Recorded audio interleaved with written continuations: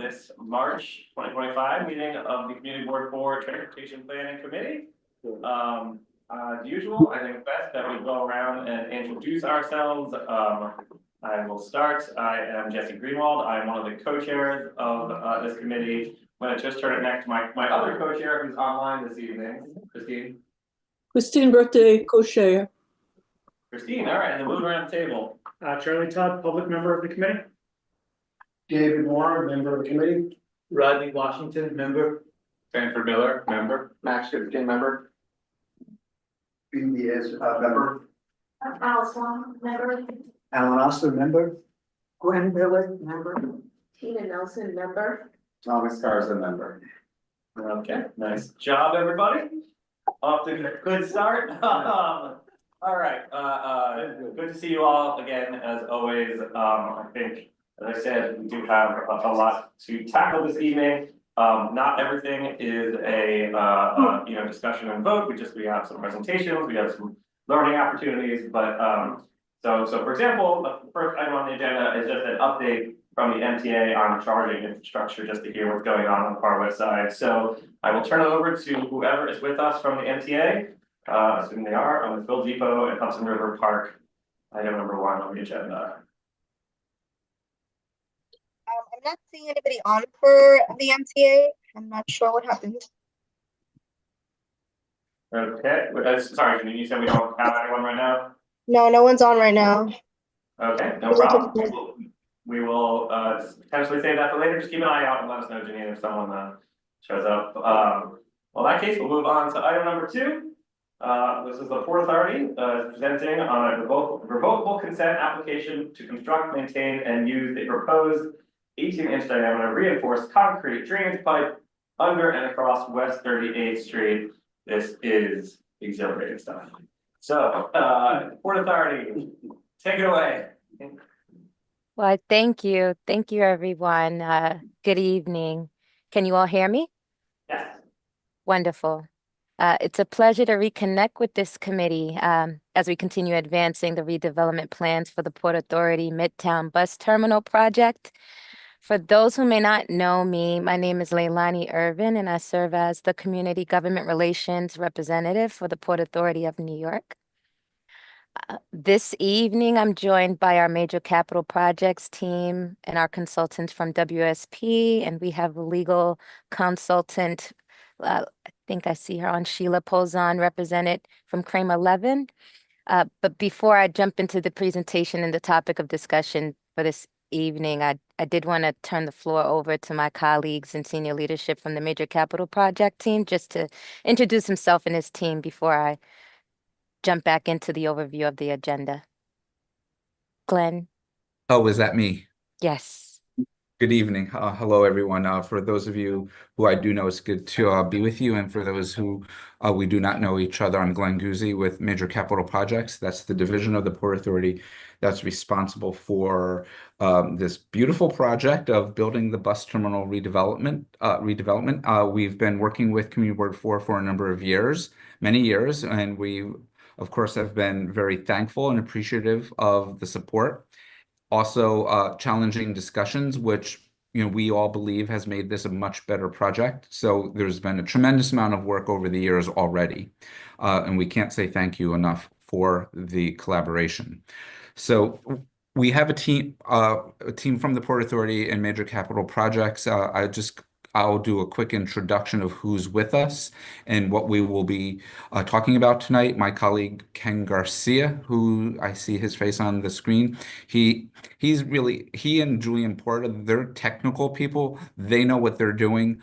I just kind of talk about it. So I pretend I know what I'm doing. We have with us one of our consultants, Tim Burke from WSP, who will be taking us through the discussion on the revocable consent and specifically why we are working with the city for a revocable consent relative to a water line connection. As Leilani mentioned, we also have our legal representation to answer questions. She's not here because we are worried about anything from a legal standpoint, but we do want to be prepared to answer questions relative to the revocable consent. So we've tried our best to bring the best team together to do the presentation and answer any questions you might have. So with that, I'm going to turn it over to Tim. Thank you, Tim. Thank you, Glenn. I believe, are we able to present that up on screen? The PowerPoint?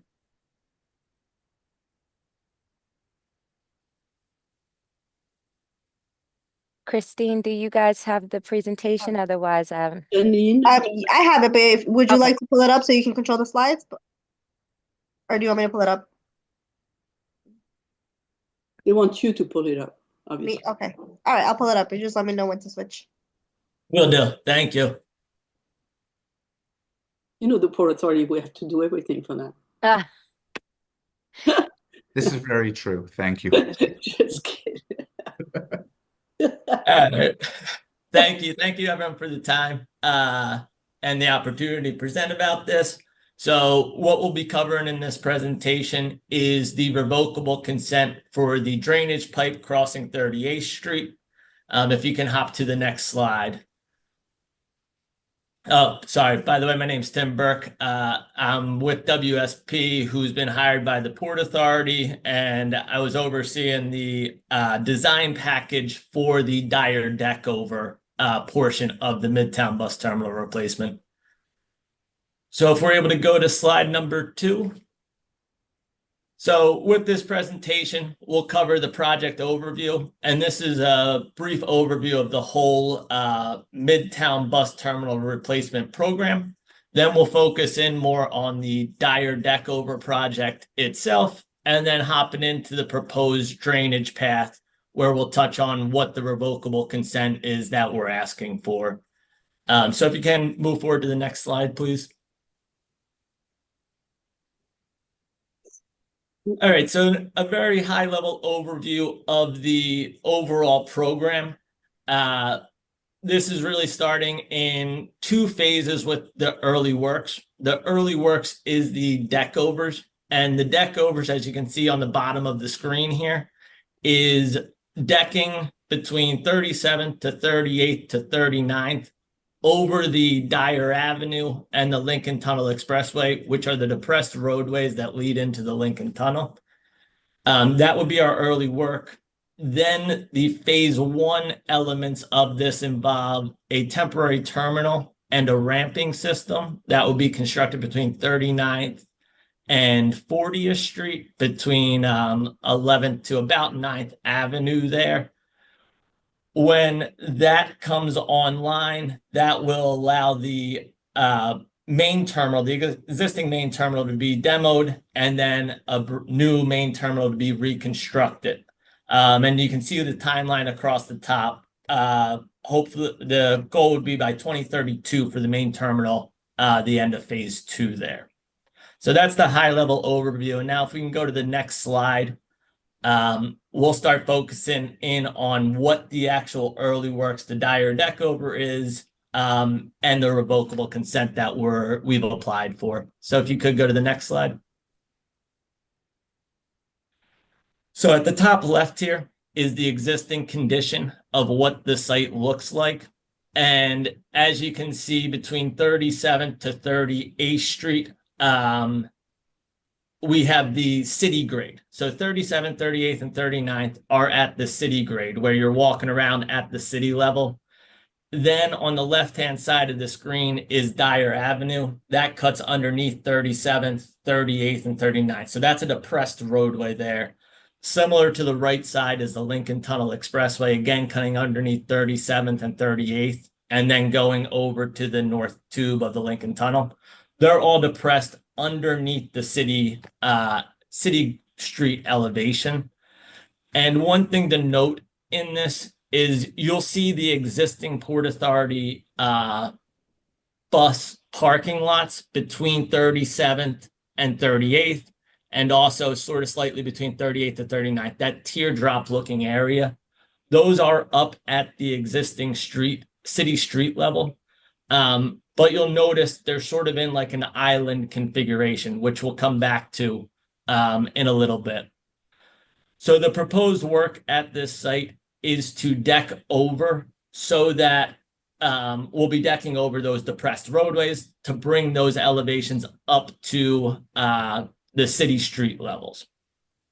So a couple sections cut at the bottom of the page here are going through the Dyer deck over southern portion.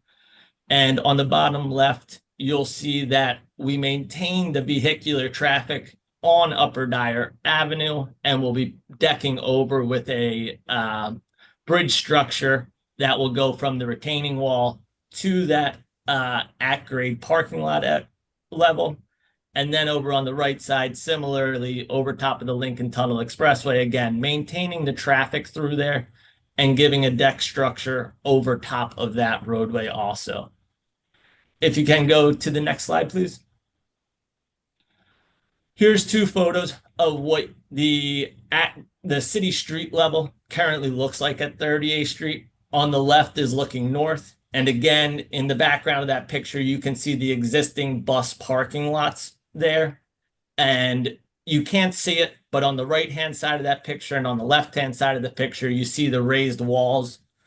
Behind those walls are the depressed roadways. Again, so you have that sort of parking lot and then the two roadways that sort of create an island configuration. Then on the right side, the photograph is again just turned around looking south. And similarly, you have the at-grade parking lot in today's condition. You can't really see it that well, but similarly, you have two depressed streets on the left and right side there.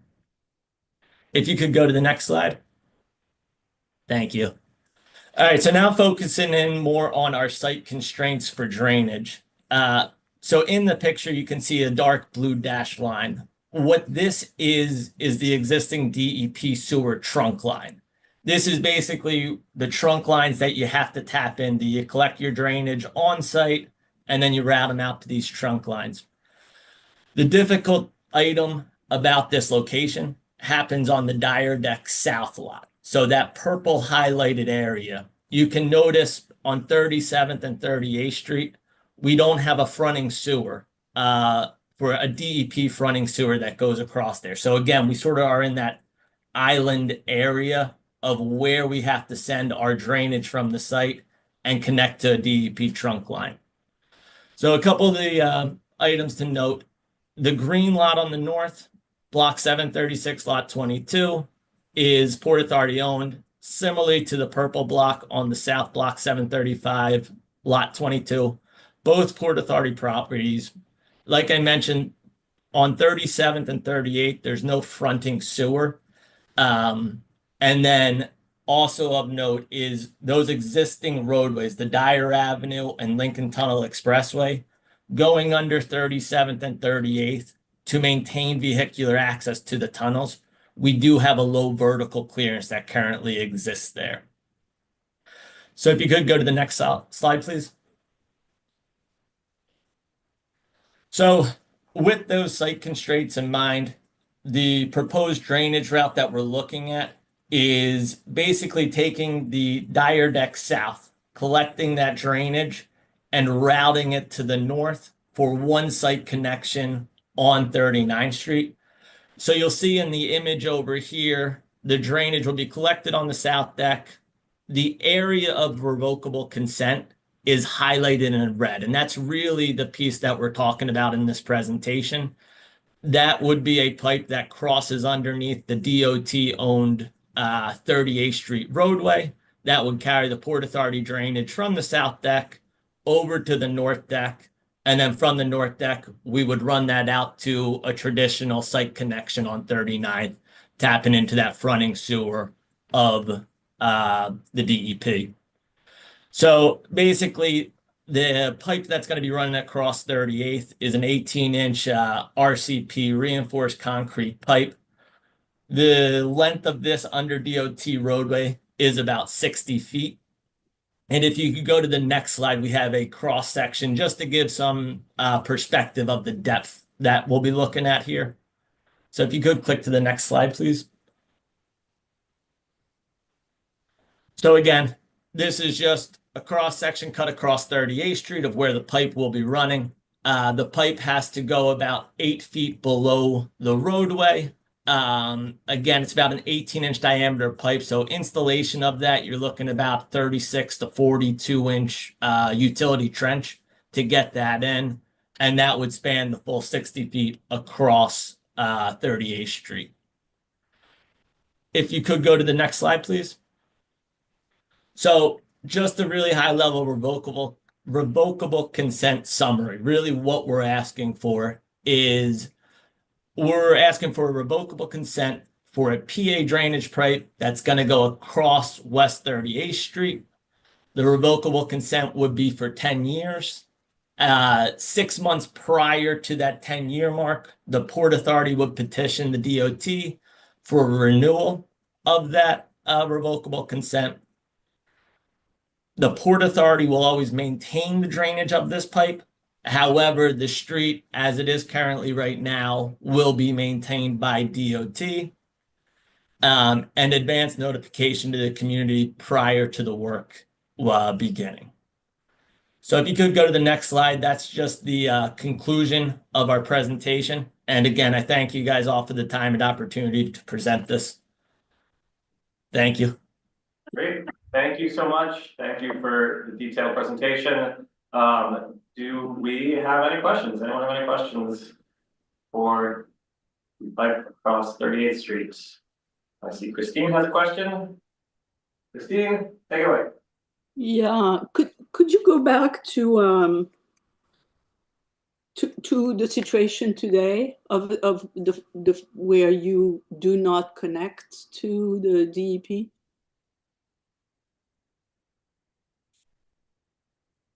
Can you go backward? Tim, you're on mute, so if you can please ask direct. Yeah, could you go back about probably 4 or 5 slides? You want to see the map of the area of what it currently looks like? Right, with the Janine. lack of connection. Yeah, I think the best slide to do that would be There was 1 or 2 before that. This one. Yeah, right there. this one. So my question is today, what's going on? Is it goes into the street and it finds its way to the DEP? Yeah, that's a very good question. So obviously you have the depressed roadways, which go down to a Port Authority drainage network. Those aren't on this city street level. So those obviously don't connect. What's happening in the at-grade parking lots, just like you said, Christine, it just sheet flows out to the local city street there. Okay, all right. And when you say, could you show me the cut under the roadway? I couldn't, I need a little help to decipher what you're showing. Yeah, so that'd be 2 slides, I think, forward. Right. So the roadway is this gray soft area. Is that what it is? Yeah, that's the existing 38th Street roadway. You obviously have the sort of roadway and the arch in the middle, and then the 2 sidewalks on the side there. And the red stuff is the pipe? Correct. But that looks like it's way below, right? It'd be about to the bottom invert would be about 8 feet below. And you still keep your clearance for the cars below that? Where the pipe is crossing, so, and that's a good question also, where the pipe is crossing, we're at the terra firma. So there's no depressed roadways. The depressed roadways are on the side there. Got it. It. Okay. All right. And the last 2 questions are, so this is crossing below level in a sense, so it doesn't have an effect really on the street itself. Correct. Okay. And so what are when you do this work, what are the hours of operation that you're going to do the construction? Let's put that over to Joyan or to Ken. Yeah, we are working out the logistics of construction. The start of this phase of the work will be later, the later part of the Dyer deck over construction phase. And the logistics plans of road closures have not been fully defined at this point, but we will be working with sort of the community as well as sort of city DOT to acquire the necessary permits to bring the pipe underneath. Whether No, it's no, but permanent- that's not what I'm asking. What I'm asking is that when you are going to go to contract on that, what hours are you going to tell the contractor they can open and close stuff? Christine, the answer is we haven't done that yet. However, it's likely going to be daytime hours. They're still in design. In terms of the design, we also need to work out means and methods. Yeah. So that's not something we're going to spring on you out of left field without any prior discussion. But the anticipation is that this would be daytime work. We need to be able to coordinate in terms of the continuation of through traffic. We've had initial discussion with the fire department, for instance, and we're going to have to look at this from the standpoint of, do we do it in segments so that a lane of traffic continues, or do we open it once, then plate it, and then come back and then work in segments? So that's you could turn around 38th Street, right? I'm sorry? You could you could change the direction of 38th Street. So they can go, so FDNY can go the other way. Oh, yes. Okay. But we're going to look at trying to do this in a way that we wouldn't necessarily need to do that to keep the existing traffic pattern intact. Okay. That's right. All right. These are my questions. We have another question in the room. Hey, sorry, I can't read the label on this slide. On the left on that profile, is that a detention system that you guys are putting in? Yes. It is? Correct. Yep. And do you guys have detention systems at both lots or just that lot? We will have a detention system just to the north of 38th Street. And then we'll also have one more detention system right to the south of 39th Street. So the one to the north of 38th Street is detaining the southern deck once it crosses over 38th. And then the northern deck lot is detained by the one right to the south of 39th. Gotcha. And maybe I completely missed it, but is there a reason we're not connecting to the street on 38th Street and why we're going over the roadway to begin with? No, good question also. If you can go back to that slide number 7, I believe. And this sort of goes with the fronting sewer. Yeah. With how this area was constructed back in the 30s and 50s for the Dyer Avenue, the trunk lines had to get cut off when they put those depressed roadways in. So there's no fronting sewer on 38th or 37th. So that's why we went across 38th to get to 39th. Gotcha. No, it just seems like a very, there's like a manhole there on 38th Street for that line in case it does break them, right? If that line was to fail, well, that one of the detention system would have nowhere else to go. It just seems strange to protect the two properties on two sides of the street. That's all. Right. It's typically you'd have the fronting sewer there, and because of the island-like configuration there is why we do have to cross the street. So it's not, you don't always see this, but due to the site constraints, this is the route that we had to go with. But there will be manholes on either side of the property line, so in case there was a break, the street wouldn't be interrupted as much. Correct. Okay. Okay. I think we need a motion for granting the revocable consent, excuse me. Actually, I'm sorry for that. Is any member of the public would like to speak on this or have any questions? Seeing none. Now, would we like to have a motion just to approve the revocable consent? I don't think we have. Christine, do we have any requirements to add into the? No, I don't think so. I don't think so either. Okay, is going to a motion? Motion, anyone second? Second, all those in favor? Excellent. Anyone opposed? Present not eligible, abstain. Okay, great. Thank you very much for the presentation.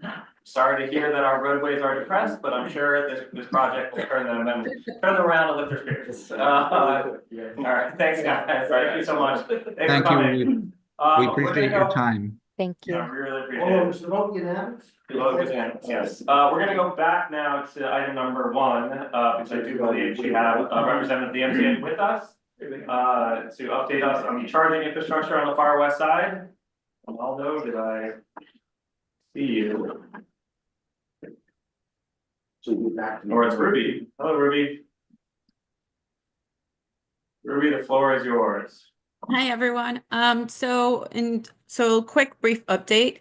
So with the chargers at the depot, we're still working with our construction and development team on sourcing the necessary amount of capital budget necessary to upgrade the chargers because the current equipment is not in par with the industry standards. So we're still ongoing on working on that. And once I get the finalized approval of the budget and how that's looking, we're gonna update you guys.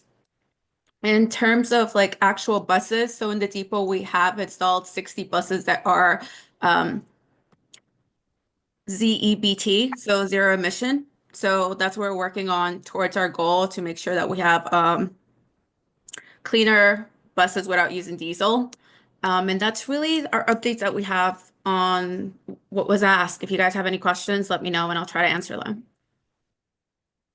I think another part of the question was what's happening with the charger in the park at 42nd, and there is a charger on the street, and we wanted to get a little bit of a statistics of how it's being used, how often it's used, etc.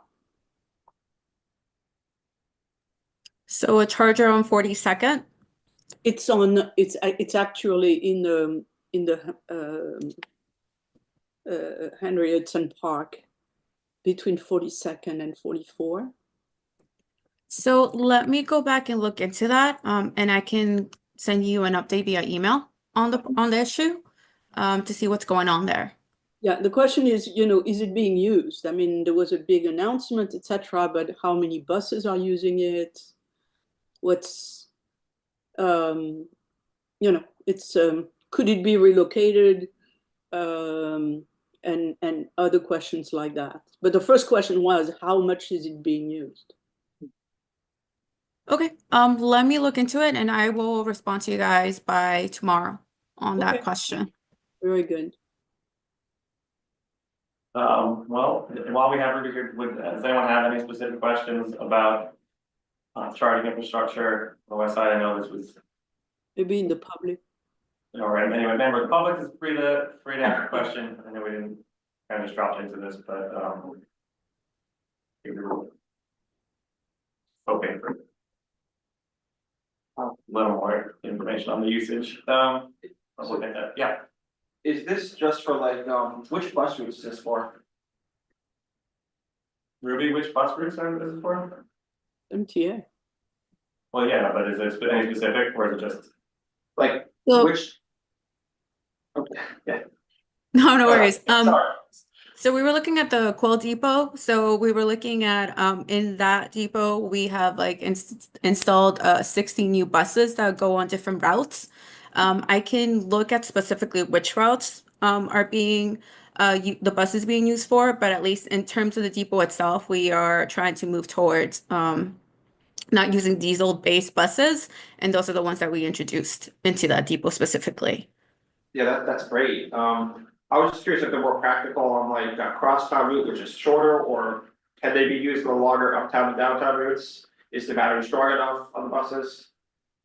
So I can get the specifics. We were more in the general, but I can get you the specifics of which one of the routes that we're using them, and I can get you those numbers. Thank you. So, following up on that, that says, so the buses which are being charged there, they are arriving in the evening and then charging at night and then being used during the day, or do they go and during the day come back and drop off and charge? That's the question we had. Okay, I will look into the charging, the method of them. I know at least in the depot right now, we need to upgrade our charging structures, and we're still working on getting the capital planning. So from our construction and development team, they're looking at the numbers and they're trying to assess how we can get that awarded so we can start transferring and moving into the correct infrastructure we need to continue charging the buses that are required to be in a depot. Okay. Well, it sounds like they'll come back to us with a little bit more information, and a letter would be fine. I don't think we'll write you a letter on this quite yet, but you know, we'll wait to see what you give us, and then maybe we'll come back to this topic. But we just kind of wanted to know what was going on, so we appreciate you being here. Anyone have any other questions? This is not a vote. We're just. Jesse, if it's appropriate, I do have one more question. Yeah. So since you do work for the MTA, do you also fall like this Metro North fall under your purview as well as just New York City Transit? So for my jurisdiction, we only deal with the New York City Transit. So if you guys have any questions with Metro North, you can let us know and notify us, and we can have our colleague that is in charge of Metro North come to the meeting and answer any questions, or I can refer you or answer the question via email. What's really exciting for our district is Penn Station access, and you guys are buying the new battery operated train sets that are going to operate that line from New Rochelle or something to Penn Station. And that's very exciting for those battery powered trains. So I was just curious more details on those. Yeah, so I'll look with my colleague, I'll loop in with him, and I'll get you that information. So I can Thank you. get that for you guys. Okay, thank you, Ruby. Thank you for coming. Appreciate it. And we look forward to seeing your updates and getting back to us on some of the more specific questions we asked tonight. So thank you so much. Thanks. Okay, moving on to item number 3. We have with us this evening 2 representatives of the Parking Reform Network. We have Daniel and we have Leah with us. This is just a presentation and you know, for an opportunity for us to sort of hear a little bit about this issue, and the issue being, as we are all aware, we are one of the only cities to not charge for street parking, not have parking permits to allow car owners to just park for free. And there have been there's been renewed calls to look into that, and maybe we want to change that. Maybe we want to, especially with congestion pricing, maybe now is the opportune time to start thinking about how we might change how we're using our streets. So that is just the background of this conversation. I think we're going to have a lot of time to actually dig into this, but I wanted to get the ball rolling on some ideas that are out there and some positions that people have. So I'm one of the experts on this subject are those from the Parking Reform Network, and I'm sure they'll have more to say than beyond just parking permits. I'm sure there are other issues at play too. But I'm very curious to hear what they have to say, and then obviously they will are open for questions after the presentation. But with that, I will turn it over to Daniel and Leah. Thank you so much for being with us tonight. Very happy. Thank you so much. I'm glad to be here. I'm Daniel Harrigus. I'm the policy director at the Parking Reform Network. We're a nationwide nonprofit. I am not a New Yorker. I happen to be in Minnesota. Leah joined me here because she is a New Yorker, at least part of the time. I'll let her introduce herself, and then I'll give a brief introduction to what PRN is. But Leah, do you want to introduce yourself first? Absolutely. Hi everybody. I live on the Upper West Side, and the reason I'm only partly a New Yorker is because I only moved here a few years ago, and I do most of my work in Austin, Texas, where I lived for 20 years before coming up here. So I still work down there and do a lot of work with developers and entitlements and things like that. But one of the big things I do in addition to that work, which kind of overlaps but is also separate, is I work on parking reform with the city. So when I get to my part of the presentation, I'll be able to talk about some of the things that we have been able to accomplish in Austin related to parking and curb management. Thanks. Yeah, Austin has really been a national leader on a lot of this stuff, and Leah will be able to talk about that in specific ways, which is why we invited her to join us for this today, or to join me for this. I've got a few slides. I'm going to try to keep it to just 5 minutes or so, just give a little introduction to who we are and what we mean by parking reform, and then hand it over to Leah to talk a bit more about curb management, permits, that whole deal, and then happy to answer whatever questions arise. Let's see, I believe I can share my screen here.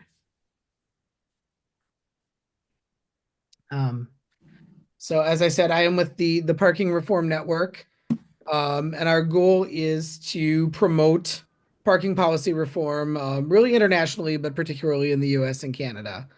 To build and sustain the growing movement for parking reform by building community, hosting events, convening people, sponsoring and hosting research, data, best practices, and ultimately instigating action to produce better parking policy.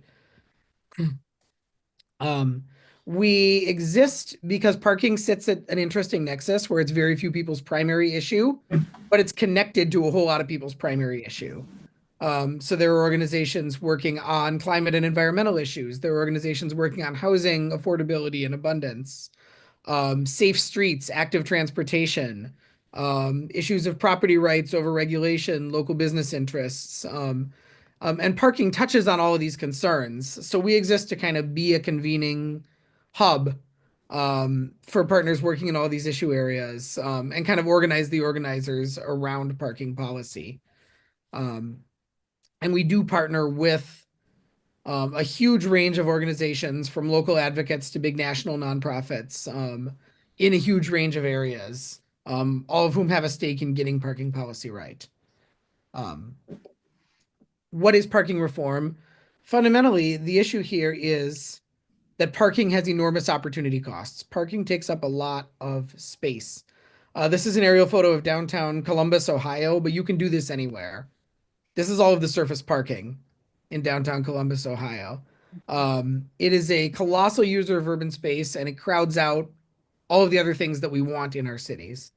One thing that we host on our website, a resource that has really been widely used and drawn some media attention, is a set of parking lot maps that are developed by volunteers using OpenStreetMap. We have these for over 100 American downtowns and growing, that illustrate the enormous footprint of surface parking on the American landscape. Parking crowds things out. Parking has become a huge issue in the area of housing policy, for the simple reason that there's often a very, very direct trade-off between parking and housing, both in terms of physical space and geometry on a limited site, as well as the way the cost of building parking gets factored directly into rent. Parking spreads out cities and makes it much more difficult to navigate them without using a car. This is an illustration by our friend Alfred too in California, that kind of, you can see that dynamic. The reason this is expressed in terms of spaces per square foot is these are all very, very common ratios that are built into city zoning codes all over the continent. Welcome to WebEx. Enter your access code or meeting number followed by pound. I'm not sure what this access code thing is. Anyway, like in a very, very literal sense, the more parking you have to accommodate, either practically or legally, the less of everything else, housing, destinations, amenities, you can accommodate. And parking itself induces traffic and the demand for parking. There have been studies that show that, especially in congested areas such as Manhattan, a huge share of traffic on the streets is actually comprised of vehicles circling looking for parking. This has quite obvious climate impacts. North American cities, and particularly the USA, far and away have the highest passenger transport carbon emissions in the world. It contributes to the urban heat island effect. Asphalt is an enormous contributor to that. Studies clearly show that parking is almost inseparable from this issue. And so we need parking, but we want it to be used efficiently and without waste and in rational ways and managed in rational ways. The parking reform movement owes an enormous debt to the work of Donald Shoup, a UCLA economist who literally wrote the book on the high cost of free parking. Dr. Shoup passed away just about a month ago, actually. But the core of our work lies in his recommendations for cities, which essentially boil down to three things. We advocate that places everywhere, large and small, remove costly and arbitrary parking mandates, which set a minimum number of parking spaces that private land users must provide off-street. Number two, adopt curb management policies that are performance-based, meaning we're using them to manage the demand for parking and to manage access to parking, so that people can find spaces when they need it, but so that we're not artificially encouraging extra traffic, extra congestion, extra demand. And then number 3, use the revenue from however we charge for street parking in ways that produces virtuous cycles. Use the revenues locally for local transportation and streetscape improvements, for transportation demand management. Leah can talk more about what this looks like in practice, and what they've done in Austin, perhaps. The first plank of that policy agenda is eliminating parking mandates on private property. That is a policy reform that is experiencing exponential growth. The first major US cities to do it were less than a decade ago, Buffalo, New York, and Hartford, Connecticut. We are now up to 100 cities in the US and Canada, just that we've documented. There are probably more that we don't know about, but this is a rapidly spreading policy reform. And we maintain a map of all the places that we know of that have done this, as well as those that have taken partial incremental steps toward eliminating their parking mandates. New York City has taken those incremental steps, most recently and notably with the City of Yes package that passed at the end of last year. In fact, although the whole city is not free of parking mandates, the number of people in New York who live in locations that are not subject to parking mandates is the highest in North America. It's about 3 million. And that includes almost all of Manhattan, as I understand it. But removing the mandate to build off-street parking that the landowner may not want or need by itself doesn't resolve the tensions associated with parking's use of space, its use of space on the street, its tendency to crowd out everything else that we want. To unlock those other gains, we really have to turn our attention to managing the public right-of-way. And basically, the way we would sum up Shoup's proposal around this is that cities should mind their own business when it comes to parking. Not over-regulating the amount of parking that private land users must provide, but do carefully manage and control and price access to parking that exists in the public realm. I think I will leave it there, and turn it over to Leah to talk about curb management practices.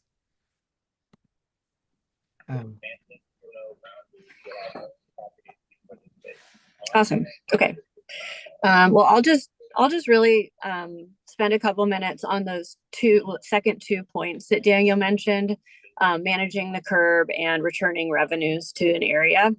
And I'll start with the returning revenues, because Donald Shoup, who Daniel mentioned, did actually do a paper, which I'm happy to share if anyone is interested in reading it, about parking benefit districts in Manhattan and how much money is being left on the table by not managing the parking. So I think there's sort of two ways to look at it. And the curb management is really about making efficient and smart use of a limited resource, which is the curb, but also the benefit district, and the benefit in the benefit district is taking the money that you're making from curb management, particularly from parking meters, and returning it to the area, really to make it work better for all the people who are there, which in Manhattan is, and most of New York, a lot of New York, but in particularly in Manhattan, where he did this study, is pedestrians and people on bikes. So the idea is that if someone's taking a car into a place and parking it on the street, managing the curb, charging the right amount of money for it, for that space, for that length of time, that size of vehicle, all of that is the first step, so that you're actually using the space properly. But then the second step is taking that money. And in Austin, I worked actually on a parking demand management, on a parking benefits district policy. And what we did is actually have areas come together, like the neighborhoods or community boards here or whoever would actually come together and list out a set of priority projects. And the city would do estimates on the funding that would be required to support those projects. And they were put in the order of priority. And then when the revenue was received, it actually put those projects in place. So it could be things like, improving, taking care of street trees, watering them, fixing irrigation systems. It could be maintaining bike lanes, things like that. It's this constant stream of money that really, makes a lot of sense. And people generally feel better about having managed street parking when they know that they're getting a benefit. It's like that streets area almost like belongs to the area that it's in. So they should be getting a benefit when other people come in and use it. So I'm happy to share that paper. It's not that long, it's 25 pages, but it is a really enlightening study when you really start thinking about how much is being left on the table by letting people park their cars. And we all see people park their cars and leave them there for, days or weeks at a time without touching them. And it's just like free personal storage. You couldn't put anything else in that space for free, but for some reason we let people put their personal cars there, oftentimes just to be used to get out of the city. The second thing I wanted to talk about is I found this awesome curb management action plan by the city of New York. I don't know if y'all have already talked about that or are familiar with it. I couldn't find a date on it, but it's under this mayor, so it can't be too old. And it actually names like 10 ideas of ways to better manage the curb. And I could just run through them real quick because I feel like this does a great job. I'm also happy to share this document if anyone wants to read about it. But it's things like supporting dining sheds, bike parking in the street, like this is something we did in Austin as well, like putting bike racks in the street, or even putting like safer bike storage, like the roll-up bins, using the street for containerization, which I know has been somewhat complicated in parts of New York, like taking up a street space. But if that street space wasn't free, it was actually being used to serve the folks better who live nearby and the folks who are walking on those sidewalks. That's part of the street management or curb management strategy. Also, using flexible curb management and enforcement. Like there are certain kinds of curb uses that make sense at certain times of the day and maybe don't make sense at other times of the day. So really having a comprehensive way of looking at this so that you're not just, blocking off parking and taking it away or blocking off part of the curb and taking it away for the whole day when really you only need it for a certain amount of time, maybe loading hours or something like that. So there's all kinds of technology out there that can help cities really do a better job with that. I don't know. I don't know exactly what folks on this call feelings are about curb management. If you have a car and you depend on the curb to store it, you may feel like you want it to be that way and like it to be that way.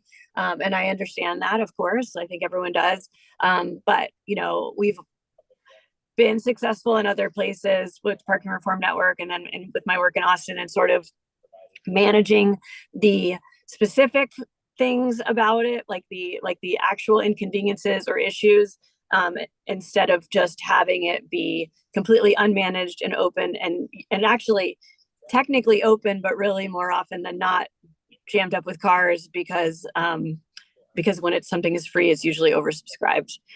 So I don't know, I'll make myself available for questions, and I'll share these documents with you. And, I'm happy to talk to anybody who's interested about issues and how they were solved and things like that. Great. Well, thank you both so much for the presentation and for getting the ball rolling on this particular topic and discussion for this committee. I'm sure there are going to be a lot of questions going around, but I do just before want to just ask if the Parking Reform Network has itself a proposal for Manhattan that it has endorsed or devised or come up with. Is there something specific that the Parking Reform Network has already gotten behind when it comes to parking in Manhattan? Not in specific terms. Our approach is generally to sort of follow the lead of our local partner organizations, because we're a nationwide network of partners, of member advocates. So, we give recommendations sort of upon request. I'm happy to talk in generalities, but no, there's not a specific proposal that we have deeply looked into or endorsed. And I think if we did, it would be in coalition with some of the partners that we have worked with who are local and whose advocacy is locally focused. Thank you. All right, so I'm gonna open it up to questions. I'll go around, as I see them. So Ronnie, I see first. Picking up on Jesse's question, so who are your partners in New York? Who are you looking at, or have you established a relationship with some partners, organizations? We have collaborated in the past with Open Plans pretty extensively on messaging. I know that they did a great report on curb management a couple of years ago called Curb the Chaos, that is available for download on their website. And we helped inform some of the recommendations in that. And we sort of a backup role for their support of the City of Yes provisions around parking last year. We also have semi-frequent contact with a couple of the pro-housing groups locally, I believe Open New York. And there are probably others. I mean, we certainly have a large number of members of the network who live in New York or have a stake in New York. In terms of organizations who are formally PRN partners, I'd have to look at a more comprehensive list off the top of my head. I'm not sure. So the New York City DOT has a pretty spectacular curb management plan they put out a few years ago, back in 2023. Are you guys familiar with that document? That's what you're talking about? I'm sorry, I completely missed that. It's okay. That's what I think I was reading off of. Oh, yeah, so I'm sorry. I completely It's missed fantastic, and that. it is. So, I agree. It's awesome. yeah, it's spectacular. Yeah. I guess my main question is a flexible curb space that we could actually potentially have in the city, like how Paris is doing with their 15-minute, whatever their plan is called. I know they have to be smart curbs, and in that document that DOT put out a few years ago, it talked about how in the 1950s, street parking overnight was illegal. And then, we kind of want the reverse today, where you park overnight when you live in your resident, and then you leave for work with the car, hopefully, and then that space during the day is open for the public to use. Is that something that you guys are looking into or endorse? I'm happy to give my opinion on it, which is just that I think it's a great idea, but I would say that it should probably still be charged for. That's kind of an important component, both for the benefit of folks, and a value capture, and also to sort of manage use of it. Like, really, streets shouldn't be for long-term parking. Now, if it's someone's turning it over every night, that's maybe different. I don't know the particulars of the program, but I do personally think that charging, particularly in Manhattan, is important for curb space. Why is it in New York, do you think, that we see this as like sacrilege to charge for parking spaces on residential streets? Like, why do we see it as a right and not like a privilege? I mean, if for whatever it's worth, I think everywhere, I don't think New York is different. And unbelievably, like, everywhere is like that in my experience. I don't know, Daniel, if you're having the same. I have had the same experience. I think, no one wants to be told that they're going to pay for something that they were previously getting for free. That's a basic political dynamic. So where you see the transition to charging for parking, I think it from sort of a political standpoint, the pragmatic one, it needs to be clear to constituents that they're getting something for that. And the reality is that they are, as Leah said, something that has a cost to provide, something that is in scarce supply, but is offered free of charge, is going to be oversubscribed. So a lot of the issue with street parking is you do have conflict over use, so now we'll discuss the difficulty in finding it, and that's usually inconvenient for residents and visitors alike. The goal of charging for parking is to manage demand. It's not strictly either parking is an evil, we want to charge more for it so that we disincentivize it. And it's not, we want to charge for it in order to pad the public coffers. It's charging is the best way to manage the demand and actually guarantee availability, at a market clearing price for the person who needs a spot when they need a spot. And is that like per space charging, or would it be like a zoning thing, like a resident permit? Because I've heard in the past that resident permits, they don't really solve the root issue. They kind of just monopolize the current demand that's already there, and it actually doesn't reduce the demand of cars, it just makes it more expensive to do it. And people just compete that way instead of competing for space. I think there's ways to do it. I mean, if it's just a fishing license where you have access to a curb, but there's 400 times more licenses than spots, then yeah, I think you're just creating a different version of the same problem. But they can actually be, managed properly, sold at the right price so that they're not totally oversold, sold at a price where you're actually going to get a space. It doesn't mean that everyone has to be assigned a space, but it could be sold at a price that creates a reasonable supply and demand. Thank you, Don. Thank you. Oh, sorry, Dan. It's certainly becoming a hot topic here in Manhattan. In the cities that you've been working on, any sense in terms of percentage of who's parking there, residents to outsiders? In some of these cities, have you studied that at all? Sorry, go ahead. I think that answer is really going to vary from place to place, and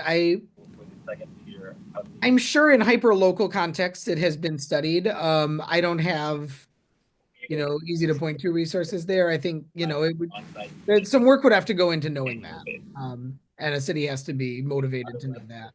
But, I think there has been, and in the article that Don Shoup published, again, it's Upper West Side, but not that different. He famously did tons of license plate reading data collection, and I think there is I don't know what the number is off the top of my head, but there was a huge percentage of people whose cars were registered in states nearby, likely people who are using it to go out on the weekend to their other place. So I think it is totally possible. Part of also, I think one of the reasons behind that parking benefit district idea is that if you're selling your parking to someone who's not in the neighborhood, who doesn't live there, that the people who do live there should get some benefit from it. So I think there is sort of an assumption that in a lot of situations, the people who are parking in those spaces don't live in that particular area. And so that's why the people who do live there should get some kind of benefit from sort of letting them use their neighborhood. Tina? Hi, first, thank you so much for presenting tonight. I'm a little bit though confused. Community Board 4 is very different from Community Board 7. And Community Board 7 and 4 is extremely different from Hartford. The parking situation in Hartford does not compare to Community Board 4. So if we wanted to be proactive, I'm a little bit confused as to how we could become, or what you would suggest we do to become more proactive to deal with the situation. Because Hartford is not a good example.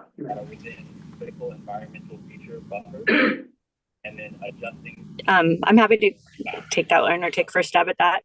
I think that looking through that document, the managing the curb document, and picking out some of the action items that you think make sense in your area, I think is a good start. Bringing them back to the board and making a recommendation then to city council, or city council member.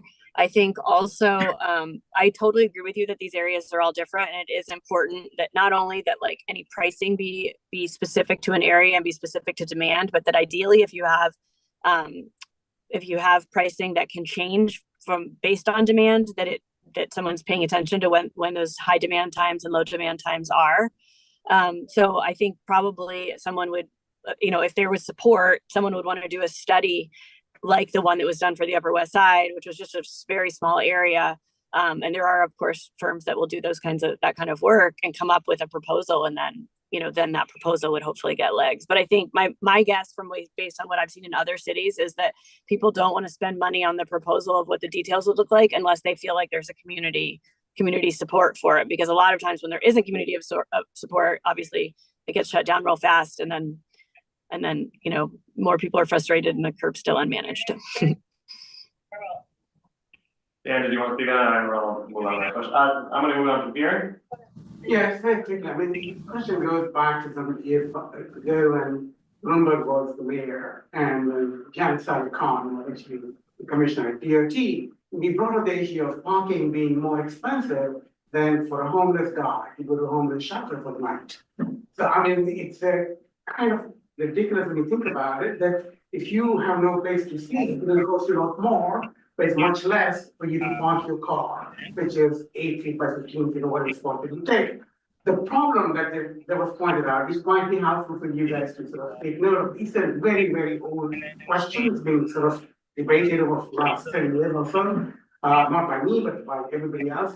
One of the problems that we have is 65% of New York City is pre-built. So in other words, it was built before cars came into play. And that requires cities to sort of make provision for people to park wherever they needed to park.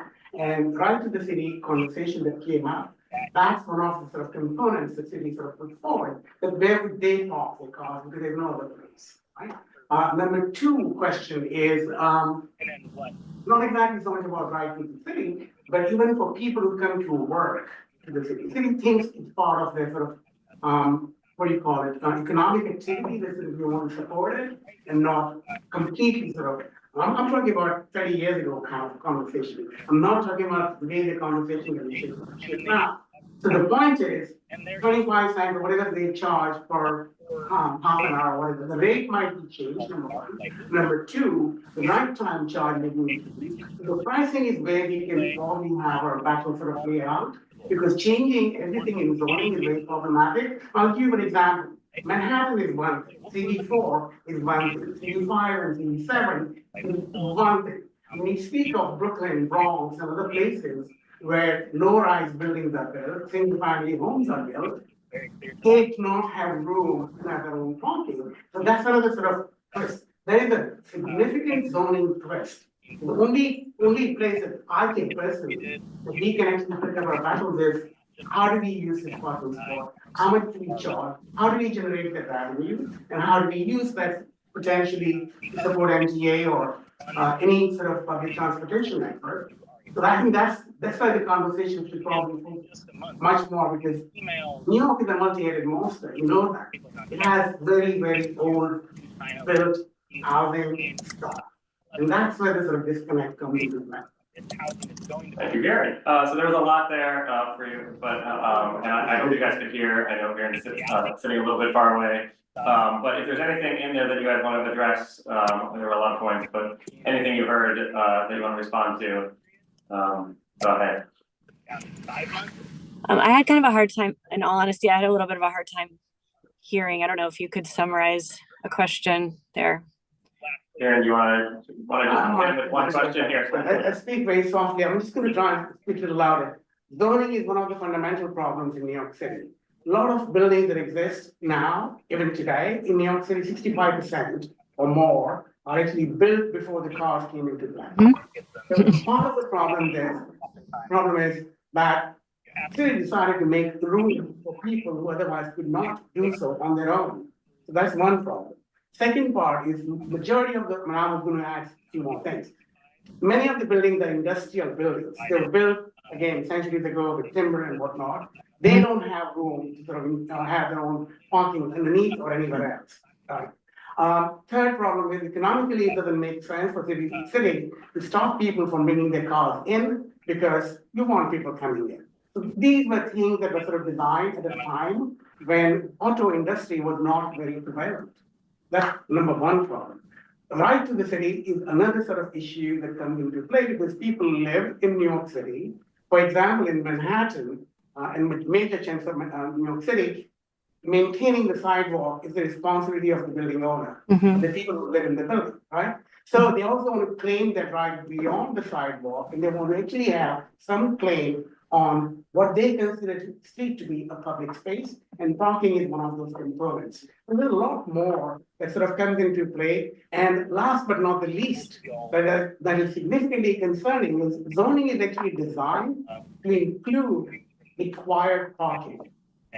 So in other words, there might be on-site parking versus off-site parking, which is very much part of zoning code. So if you pick up this battle, there is a lot to lose and a lot to gain. So if we accept that, not that we accept, but if that's the premise, and if we say parking should not be free, parking should be used for potentially generating revenue that could be used towards public transportation or public amenities or whatever have you. So that's all I was trying to say. And I would be happy to write and send it off to Christine and Jesse. Yeah, again, a lot there, but again, if there was just, you know, 'cause we do have a lot of other questions in the room, so I do want to make sure we have time to move on, but if you just want to respond to anything there. I'm happy Yeah. to. Yeah, I'll happy. One thing I would say is that one thing that parking managed, like a parking benefit district, if you use that, or if it's just even revenue taken in by the city and managed by whatever the parking enterprise is here, enterprise fund. One thing that it can go to is both transit passes and parking passes for folks who are either lower income or need to come into the city.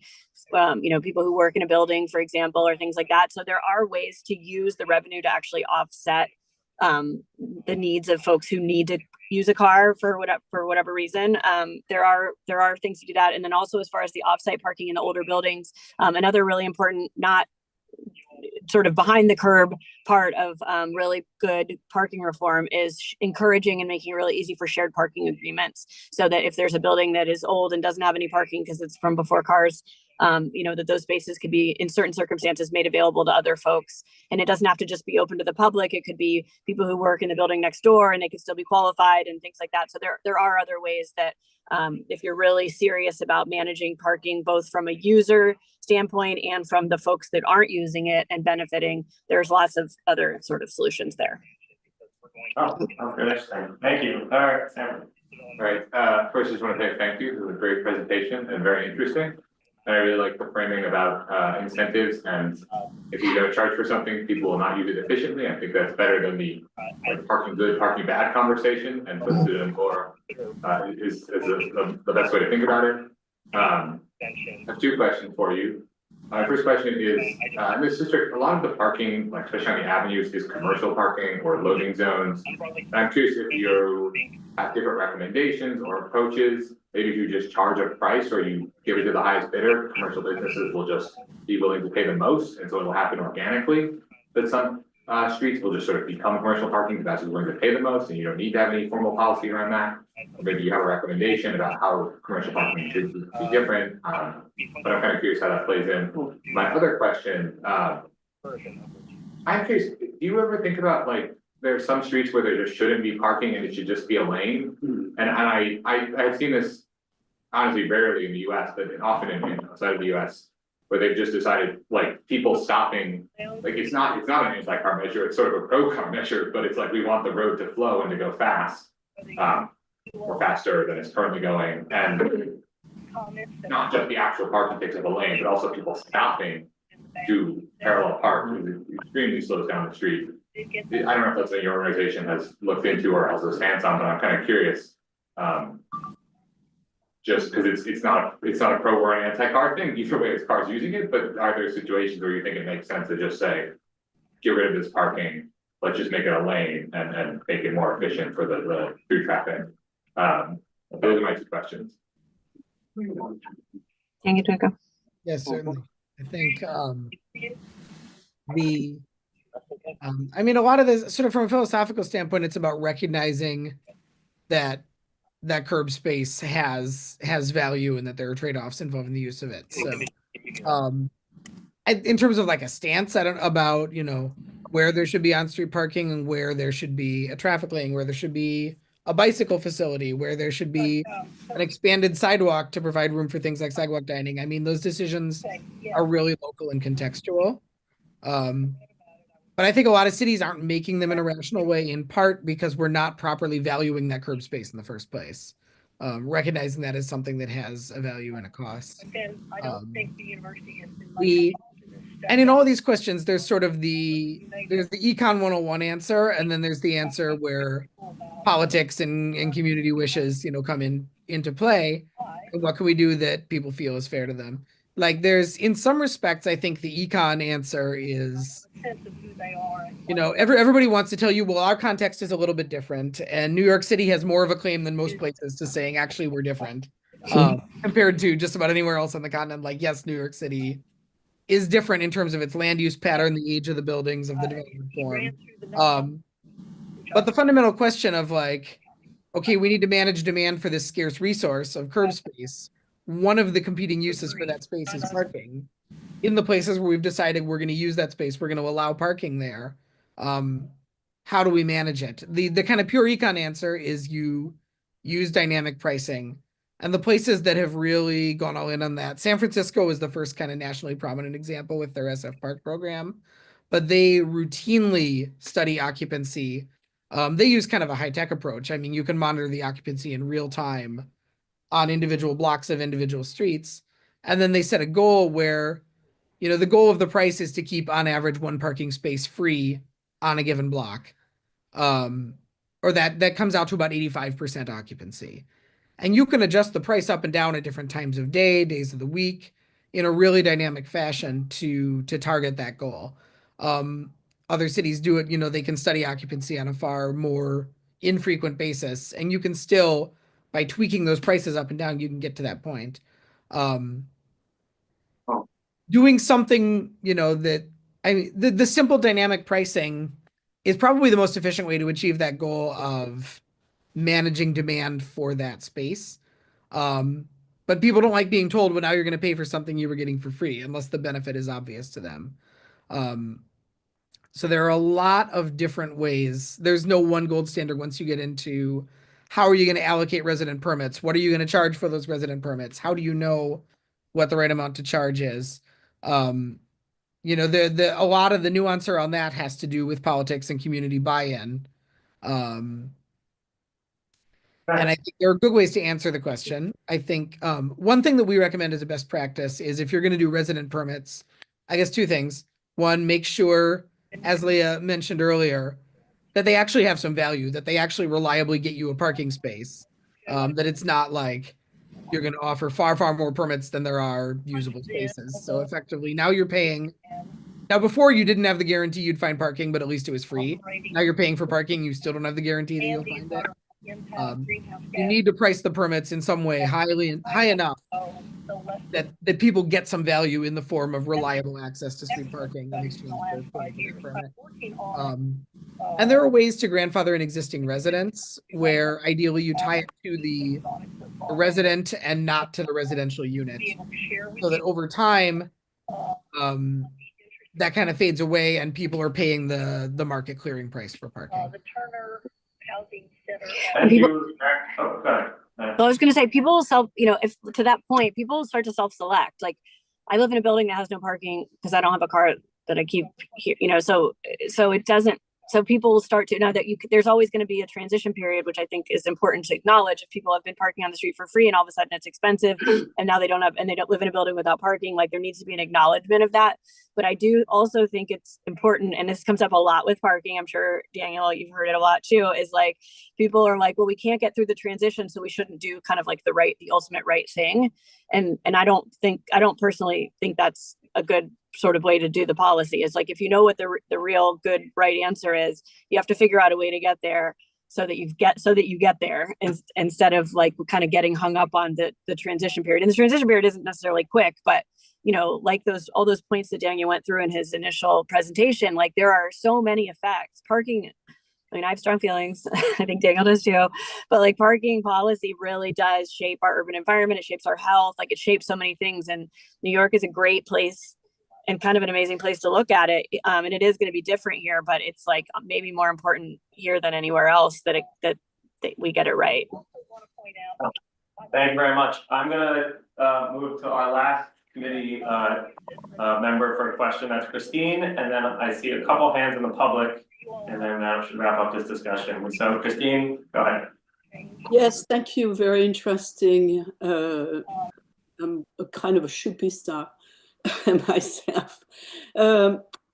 So have you successfully or not successfully undertaken a transition with a local organization in a district, in a village, in a town? I mean, you know, what have you had an experience, an on-the-ground experience, where you took it from A to Z and see what happened? Tell us about it.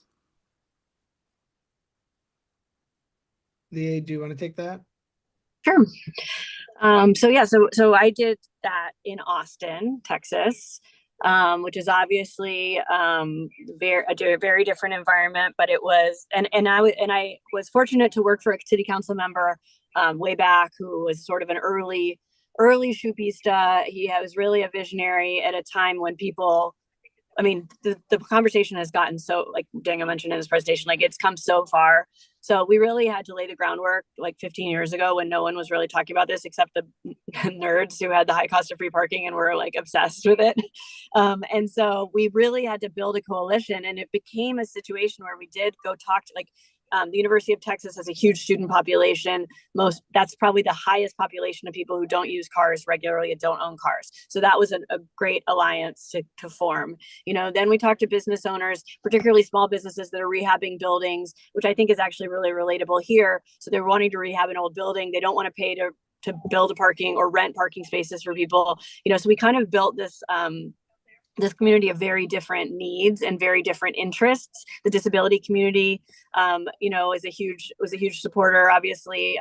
But even within the disability community, there was a real split because some folks really need to use cars and can't use transit easily. I mean, it was kind of amazing, really, to see everyone come together and talk about what their interest was and what their focus was. And then once we had this real broad coalition, we went to city council members and made the case. And it took a while. It took a long time, but the city just actually got rid of parking minimums in fall of 23, which was a huge deal. And now they're actually really pulling in a lot of staff and reports and hiring consultants. Even if the city folks can't take it on or aren't the experts, they're hiring consultants and really making an effort. So even with getting rid of parking minimums and working on curb management, which they've been doing over the last year and had some big successes, they're still looking ahead at the next frontier of things that can be accomplished. Management that you put in was like, charging for the space? Charging for the space is one part of it. There are like the downtown charges for spaces, and has for a long time, actually. It's kind of amazing.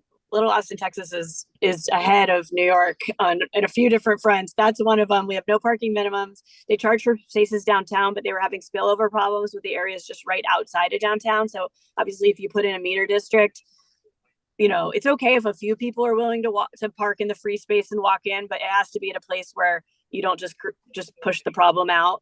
So that was a big deal. And then they also did a big redo of their residential permit parking policies, which are in review right now. They're trying to create some hybrid districts, and there's a lot of single family neighborhoods that are very close to downtown or high commercial activity corridors. And so they're working really hard on a lot of the things that have been brought up in this discussion about how you treat residents fairly who need to use street parking, but don't just make it a free for all where it's, totally unmanaged. Okay. Thank you. Thank you very much. It's a fairly helpful example to go on, although, it sounds like you would have more of the parking permit thing would be a significantly bigger issue here than in Austin, but it's interesting, the different organizations you work with. Okay, I am mindful of the time, so we're going to move to the public. I see David, you've had your hand raised for a while. I also see in the public, Quentin has their hand raised. What's that? Oh yeah, so Quentin, if you're here to want to speak up from Eric's office, you're more than welcome to. But David, go ahead, take it away. Hi, 4 quick points with this topic. And I'm probably a little bit of an expert without being involved politically wise, but I can tell you right now from a conversation with the past Chief of Transportation, Chief Royster, and Deputy Inspector Warby in New York NYPD, there's tens of thousands of vehicles that come from Long Island, Westchester, upstate, New Jersey, Connecticut, that park their cars here for free. There's a second problem that's connecting to it that can actually bring in money into the city and the state, where people who do live in New York have out-of-state plates, which is a crime, but it's a separate issue in itself. If you make a permit zone, and I don't just think for the Upper West Side, I'm talking about the entire, at least for Manhattan, just for nighttime, not during the daytime, I don't think they should charge for nighttime permits, but you could go by meaning like whoever's been living there first or grandfathering in. There's a little thing that they can work on so there's not too many permits. You can also have an issue where even in the Upper West Side, except for street cleaning once a week, there's got to be, even if it's Monday through Friday, no parking or not necessarily putting in meters, but there's got to be spaces because you have people that are moving in and out and they double park on these very narrow streets, and it becomes not only a backup of traffic, but a hazard for emergency vehicles. So those are things that, you know, I think the permits would work. It would cut down two problems. If you live in New York and you have an out-of-state plate, you're not getting a permit. So you can either force them to get a New York plate to bring in money, revenue into the city, or you're just not gonna be able to park. And then all these thousands upon thousands of vehicles parked in the city illegally. But the bigger problem on point two is, and this is something that the entire board is going to agree with me is, and I don't understand it because I'm in the process of suing the city. I have a disability placard. They put these no parking anytime zones where the placard can park, not the state placards, the city placards. Yet there's no towing going on, especially where I live in Hudson Yards. You know, I'm not going to get into other politics, but the bottom line is billions with a B of unpaid tickets. If the city's not collecting and towing and aggressively towing and getting more tow trucks, I mean, the city has no towing anywhere on Sundays. There's no Manhattan tow pound for years, even though there's space. There's no traffic agents after 7 p.m. except for Nighthawks, and there's only 3 or 4 vehicles in the entire Manhattan South, which makes absolutely no sense. And it's the biggest city in the United States. If you put in more money and fix the little things, you prevent the bigger things. So in my opinion, they got to start towing and collecting the money they're owed, because I believe that will fix a lot of the problems, you know. And then I think Daniel mentioned about, or somebody maybe in the board mentioned about opening up a lane. You know, I live by 30th and 11th by Hudson Yards, 29th Street in the east side. On the south side of the street, there's a bike lane, but there's no parking. They should, in my opinion, have certain throughways on the side streets, not everyone, where there's no parking on one side so emergency vehicles can get by. I mean, you know, there are smaller ambulances now. FDNY has them so they can go on the larger bike lanes, let's say in an emergency on the avenues, but they can't do that on the streets. And I've noticed with the congestion pricing, there is less traffic on the avenues for the most part. It's easier to get to the Upper West or Upper East Side. But if I have to go down, say, 26th Street or 24th Street, if somebody is parked on the turning lane or just on the lane there when somebody's trying to turn, you can be on that block for 10 minutes or more because you got one car turning per light. If the city can't crack down on clearing turning lanes and crosswalks where people, and that's the other problem, the state, that's the fourth point. The state needs to change penalties. Part of the problem where I live, by Hudson Yards, they have a lot of tourists, a lot of people coming to visit. The ticket is only $65 at a no parking zone. To park at a garage on a weekend or these holidays is about the same price. So people are taking the risk. They know there's no towing. So maybe I'll get a ticket, maybe I won't. If I don't get a ticket, I save money. If I get a ticket, it's more convenient to park closer. You got to change the ticket penalty because people don't care. A commercial truck parked on a bike lane or a turning lane, they don't care about 100.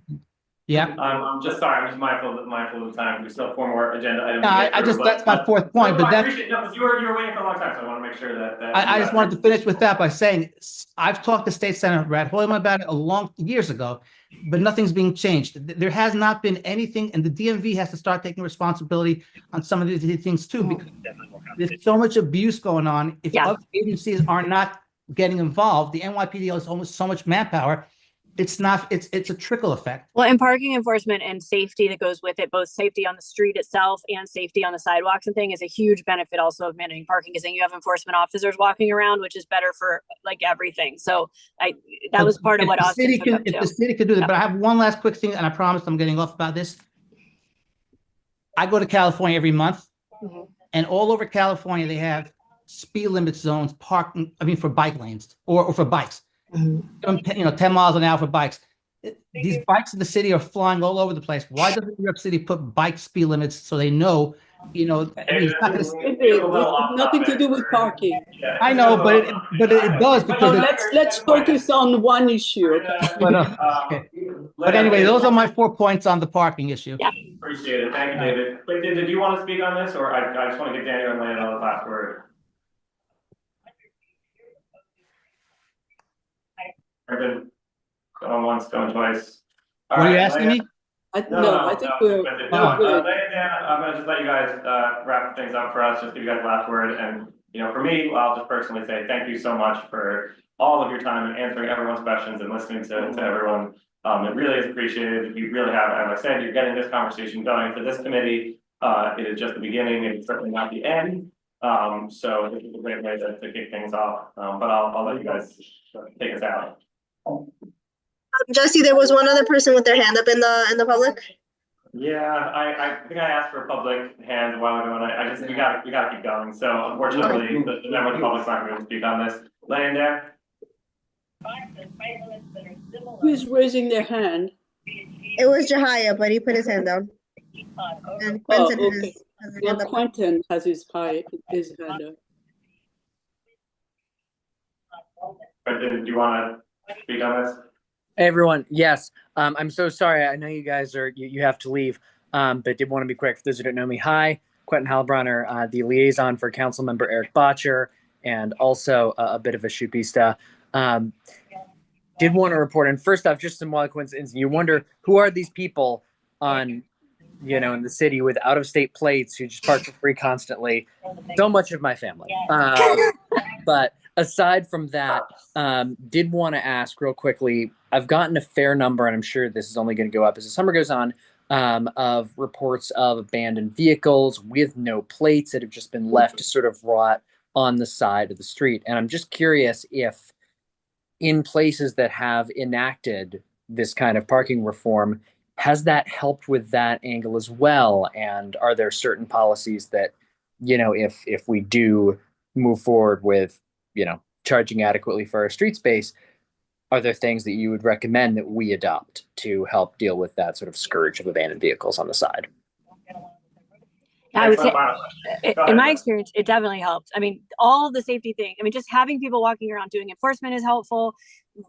Seeing what's going on in the cars. I mean, all of that I think has been a huge improvement, and that was a problem in Austin as well. And it was something that came up a lot, especially in neighborhoods. And then the neighbors had to call 100 times to get it taken care of. But if someone's walking by it all the time, they're going to see it and take care of it. So I think that's a fantastic side effect for sure. That there may be things you need to tighten up as far as like how long you have to let something sit before you can a vehicle sit before you can take it away and stuff like that. But just in general, I bet you're going to see an improvement even if nothing else changes. Great. Thank you, thank you, Daniel. Thank you so much for your time. Again, answering everyone's questions. You've been with us we're talking for a while now, so we appreciate all the time you've given us. And we are going to move on to our next agenda item, but please enjoy the rest of your evening. And thank you again. Thanks, all. Bye. Thank you. Thank you. All right. Thank you everyone for everyone. I think those were really excellent points that people made and questions. And I was trying to take notes so that when we have other presenters on this topic, we can kind of keep the ball rolling and not keep repeating ourselves. So great. Let's move on to item number 4. Thank you for everyone's patience online, for everyone who's here for the other items. This is presentation / vote, Intercity Bus Permit Application Field Trips 101. Mike, thank you again for your patience. Seems like you would like a permit on 11th Avenue.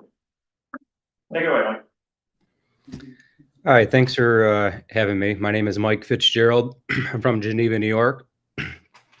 24 years ago, I started a company, Finger Lakes Winery Tours, and each year we take thousands of groups on wine tasting tours in the Finger Lakes region. There's over 100 wineries, only about 5 hours from the city, so come up for the summer.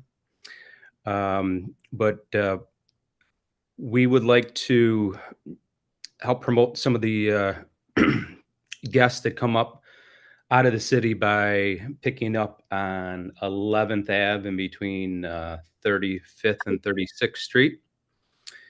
And I have a motor coach bus that I just like to make a journey down once a day, dropping off and picking up guests. And we bring them up to either Ithaca or Geneva, which is in the Finger Lakes region. Ithaca being at the southern tip of Cayuga Lake, and Geneva at the northern tip of Seneca Lake. So I've been doing this since I was 21 years old, the day I graduated college, and been doing it for about 24 years, just running buses. And this is a perfect stop for us because it's right. Get out of the Lincoln Tunnel and then very close by. And so that way, anywhere else in the city, it chew up a little bit of the driver's hours of service too much. So we need to just kind of get in and out of the city as quick as possible. Sorry, so is the application just for, it's not for all year, it sounds like, is it all year or is it for just the summer? It'd be year round, because So in you'd be addition to making the sure- groups coming up for the wine tasting tours, there's also some other riders that would use the bus as well, specifically like Cornell University. Those students that live in Manhattan also would be riding up the bus to Ithaca. So you do intend on using your slot daily? Ideally, with enough people getting on, yep. Mhm. Okay, got it. And then what type of buses are you using? Are they relatively new? Are they old? Are they? I have we have a mixed fleet like any transportation company. You actually have new ones, and then as they go through their life cycle, the older ones kind of just stay a little more local. But the model is a Prevost H345 56 passenger bus. I have several 2024s, and I'm very fortunate to even have those because the wait period is almost 18 months to buy a motor coach nowadays. So I ordered them a long time ago. All right, that's it for me. My questions. Anybody? Yeah, questions. Oh, David? Here. It sounds great. I mean, just a quick question. I mean, once you get up to Ithaca, I mean, do you allow bicycles on the bottom of your bus? So I'm in Ithaca, I can get around. Otherwise, how would I get around once you drop us off? Well, the spot up in Ithaca where the drop off is also a TCAT, which is the Tompkins Consolidated Area Transportation. So it's basically just a little city bus that can either go to hotels or other parts of the city. And then for our groups, we might send like on a Saturday or Sunday a smaller bus to pick up and then go up the west side of the lake, go to 4 or 5 wineries, have lunch, and then back down. So do you allow bicycles on the bottom of your bus so people can get around on their own? It's fairly difficult unless the front wheel is taken off with that little quick connect that they have, and then you can only maybe just fit a few in the underbelly. Actually, that does remind me real quick. So it sounds like it's actually two. It's a pickup and a drop off in every day. So Right. So the bus is coming down with people that have been up here for a while and dropping off at, I think my time request is about, I'll look it up, and then we'll lay over for about an hour and a half, but we're just going to go up to the charter bus layover spots, which are on 38th Street between 9th and 10th. And then come back about an hour and a half later. So drop off at 4 o'clock and come back at 5:30 for going back to the Finger Lakes region. This sounds great. Just really quickly, is there any kind of queue management you guys are going to do on the bus stop?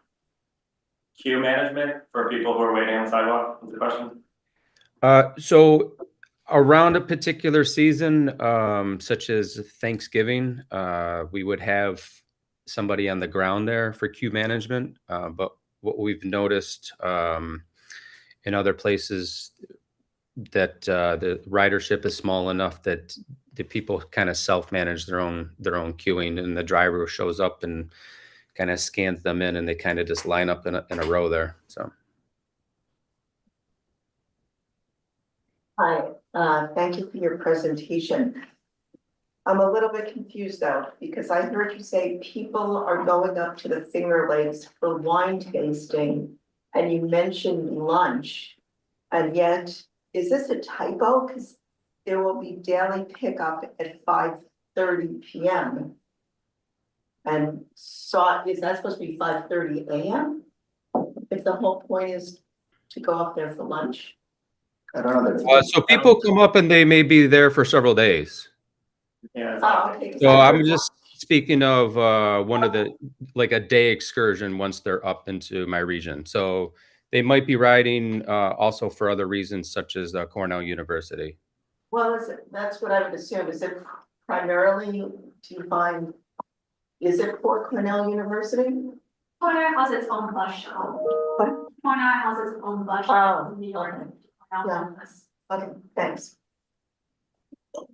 Christine, you had your hand up?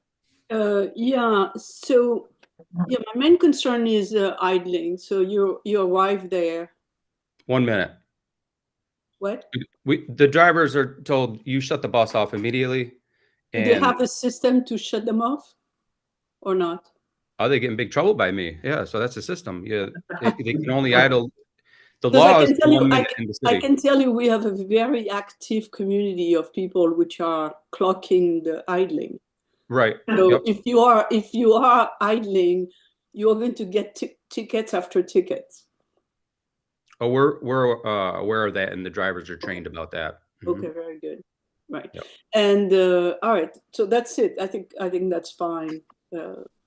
So we just want to do the one drop off and then the pickup. I did kind of choose this spot because it used to be a But it's spot good. for We know a that. company, Bolt Bus, I believe was the name. Yes. And they were there for many years, just doing lots of stops. It's right across the street from the Jacob Yeah. Javits. We know all that. Yeah. Oh. But maybe they're not there anymore. No, right? Bolt is not there anymore. And I think there is another company which has one stop. The DOT has approved another company, and so you probably have to share the space with another company. Okay.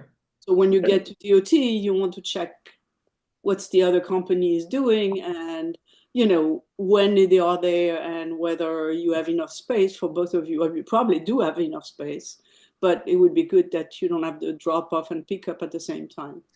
I think the DOT manages that part of the logistics. No, they don't. They don't. They're going to tell you you have a permit, and that's it. They don't set, they don't look at the times of the. The DOT letter says the timetable for the new bus company does not overlap with that of the existing service. Yeah. So what I'm saying is that it's not really a management. They kind of let it loose. So you want to ask them specifically, and they will tell you the information, and then you can manage that. Okay. Great. Are there any other issues, questions, problems? Anyone from the public would like to speak on this? Going once, going twice. All right. So if we vote to approve, as we normally do, we would just note in our letter that they've committed to no idling, to keeping the crowd small so the queues are orderly. With proof of their next fleet, like that their models are a little newer, and recognize that they're really only like once a day to vote or to Geneva. And we're okay with this. So that would be the letter. And you're gonna get a motion. Second. All those in favor? Anyone opposed? You can't vote. Thank you for waiting, though. All right, great. Thank you so much, Mike. We appreciate it. Thanks for sticking with us tonight. Have a great evening and good luck. Okay, appreciate it. Take care. Excellent. Moving along, we are now on item number 5, a relocation of charter buses from their current parking spaces. So that's me. That's me. I want to. Oh, that's you. Oh, great. Me, because you saw what the Port Authority presented to you, and the fact that 37, 38, and 39 are going to be under construction. And those location is where the layover for buses is located. As you heard this applicant, he said, oh yeah, and I'll go to the layover location. So we, when we heard that, we notified the Port Authority, and we notified, we being Community Board 4, and we notified DOT saying, wait a minute, you have to relocate those buses, those stops, so that they don't come and turn, start circling around the block. And so what I want to do is send a letter from the board saying these are the place where we want to relocate those, stops, those layover. And essentially, it's on 12th Avenue, on the east side of 12th Avenue, where there is a lot of capacity, and a little bit on 11th Avenue.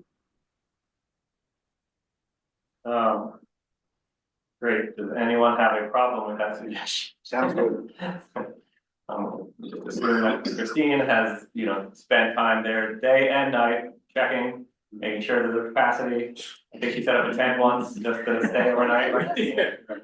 I mean, Jesse, I am the one who created the first stop in the first place, like 15 years ago, and now they are moving my stops. It feels very personal here. Snuggie letter, just giving them some suggestions on where, the relocation has to happen. So let's get ahead of it, let it not be a free for all, and give them Christine suggestions. So can I get a motion? Motion. All those in favor? Anyone opposed? President Hubble, abstained. Excellent, Christine, thank you. Christine, number 6 is also you. Yes, so picking up on, I don't know whether I've all heard that Jessica Tisch, the new commissioner of NYPD, has made an announcement that she wanted to focus on quality of life stuff. And I thought our board could send a letter saying, by the way, our quality of life issue, our top issues are the following. And the following would be, bikes on the sidewalk, bikes going the wrong way, and then parking, perpendicular parking around the precincts. Yeah, and based on what we did for parking enforcement in general. Yeah, yeah. But I mean, perpendicular parking, we know we have done some work on that with Charles and on MTN North. We can make an example and say, look, it's not a big deal. You just have to tell them they must do that. So my suggestion is that we send that letter following up on her statement. So other ideas just obviously respond to that, and any other ideas that people want to add to quality of life issues for the NYPD to address? Yes, Charlie. Yeah, I agree, Christine. I mean, the combat parking on Midtown North and Midtown South, they take up 2 lanes of traffic on 9th Avenue. So I think in general, police vehicle and also personal vehicle, you see a lot of parking near both of the precincts in our district, probably all 3. I don't know the other one, where it's just, placards or police badges or whatever on the dashboard, and they're parked in front of a fire hydrant, or they're parked in a crosswalk, or a buffer zone, or every now and then a bike lane. So and not just police officers and their vehicles too, but just in general enforcement of cars that are parked in crosswalks and bike lanes and buffer zones and places and fire hydrants and places they're not supposed to be. Great, David. I'd like to add on what Charlie and Christine said, but also if we could put specifically adding more tow trucks and industrial tow trucks so that things can be removed. Say that again? More tow trucks and especially industrial tow trucks we should have in our area. For me, NYPD. But it's our industrial to move. What is the industrial tow truck move? They can move trucks. Oh, I see. It's motor cars. Got it. Okay. Okay. I sent you those pictures years ago, just Oh, here first, and then, yeah. We come closer. Yeah. Very quickly, I think one of the problems in Chelsea particularly is with outdoor sitting. The restaurants, it's become a problem more often than not. When I experience it, I don't sort of complain much about it because I'm very used to it. But I hear some of the senior citizens complaining about it a lot more. So what sometimes happens, Christine, is that when you actually approve outdoor sitting, a lot of times we don't check that you're very close to the crates. And walking zone actually it lines up for all the crates. So That is one of the problems. first of all, we do check, this board does check on the other committee, they want to, but, I mean, not even, but like beforehand, but also, I don't know if this is a NYPD. No, it's a DOT stuff, so I don't think, Right. I don't think we would put that in I'll the come back same. to NY Yeah. I'll come back to NYPD issue. I live on the block where the police precinct tent is. They park wherever they feel like, and in fact, they have taken over a couple of parking spots to collect their garbage. And I have actually written to Eric Butcher about it. He said, I made a call and we cannot do anything about it. Because they are a police precinct. I think that's absolutely. Yeah, but I think you, now you need to think about, you know, do you want to have the garbage on the sidewalk or do you want to have it in the parking space? Because it's all, as we were saying, it's a whole hierarchy of things. You know, if they are not putting it on the parking space, they are going to put it on the sidewalk. Right. This is actually a daily trash collection that they do outside the building and not inside. Does that make sense what I'm saying? They don't stage their trash They inside. don't- I know that I have a friend who lives on 36th Street by Midtown South, and they have these giant dumpsters. Yes, they're in the parking lane, and I agree with you, Christine, that that's where they should be, but it's like overflowing trash and unhoused people going through the trash all day long, like But I it's an think- eyesore. Here, there's no. But I think we were, all right, so what I like to do is not to give them too many things, but, you know, really focused on one or two things. And I think we need to tackle the trash thing separately, maybe with sanitation and say there is not enough pickup, how come it's overflowing, etc. And understand who is really responsible for the situation there. My question is, how do they get the I right would be to okay throwing use? that in a footnote or something, but yeah. You see, my question was very different. How do police department get the right to use the roadway to put their own trash on it? Not the Because sidewalk. a lot of people do that. Whenever you have a construction zone, you pay a permit and you use that for the trash. No, it's not a construction zone. There's not construction going on. This is the regular everyday trash. And to be. Let's have this discussion separately because again, it's going to be on the sidewalk if it's not in the roadway. Yes. Yeah, I mean, I think part of the general theme is that like you walk around the station houses and it's a mess. Yep. And part of that is the trash, that is the parking on the sidewalk, which like endangers disabled people, makes it like difficult to get around, and then just like, you know, at will, free parking for whoever is coming into the city for their shifts. And I at agree. MCB. They have also more specifically taken over, as Charlie was alluding to, between 34th and 35th, there's like 2 lanes of traffic that have just been permanently commandeered by the MIPD vehicles. And you can tell it's permanent because they have like fake construction, like those water tanks that are just permanently there. So like, what gave them that right to take that space? Because then you look on 35th Street But and you there's know a bunch what's of personal vehicles where the police vehicles should be parked. But So I you know think what's pretty going much to that's- happen? What's going to happen is that next year we're going to have the wider sidewalk. That means that DOT is going to fight with them about that. So you know, it's always a matter of it's impossible to fight this thing. I mean, I have fought for 5 years, and you just so it's the good news is that DOT is going to fight it for us. I mean, but Christine, would it be, so, I mean, if we're already putting a paragraph together on their parking, you know, and, you know, we're just saying that generally we want more parking enforcement of police vehicles. So, I mean, I think it's okay to include most of these details as well, and some, I don't think it's too much to add. Yeah. I think it's under the because it's sort of the same theme. It's all like here, you know, the theme being in our district, the NYPD continues to break our parking rules in these following ways, including the trash, including, you know, all. Well, I like the way he was putting it, which is to say the precincts are not attractive and they are pretty disgusting. Some of the worst quality of life in our district is around the precinct. So I think saying that this way because you know Jessica Tisch, she has style. All right. I saw other hands. One quick thing, parking on the super sidewalk.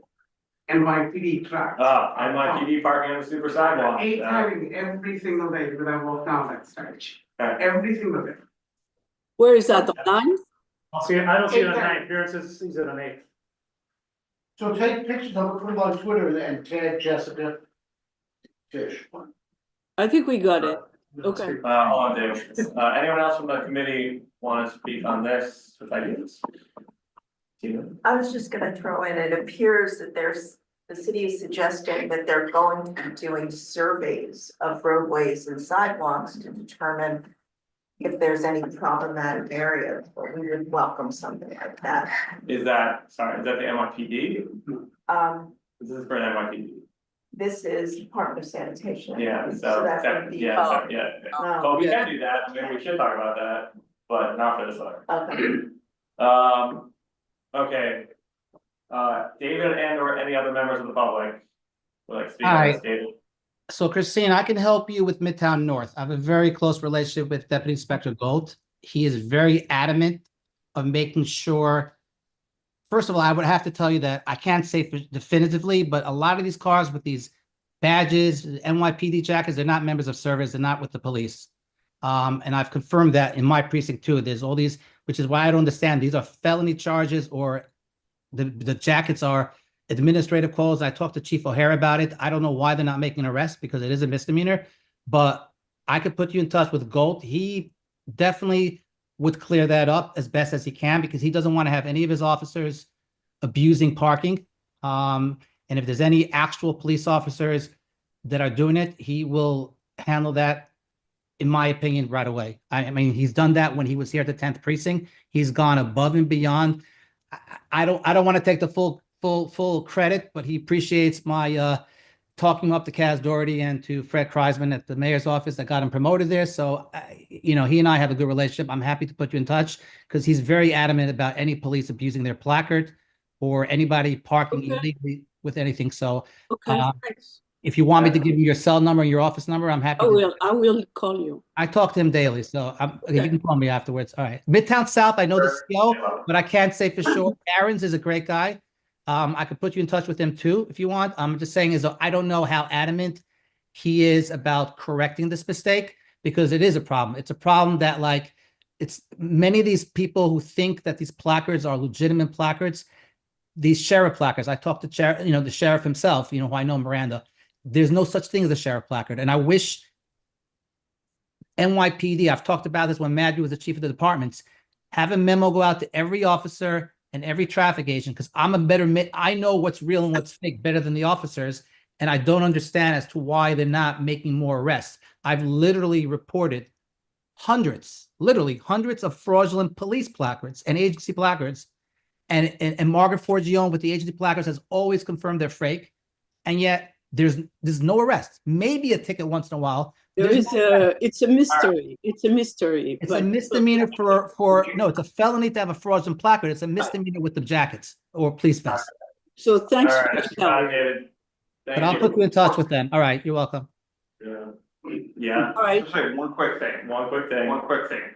We have 4 police precincts in the district, right? We have Midtown South, Midtown North, SRG on 42nd Street, and the Transit Precinct on 30rd or 43rd. SRG does a really good job parking the vehicles on 42nd, because the space allows them to park them really nicely.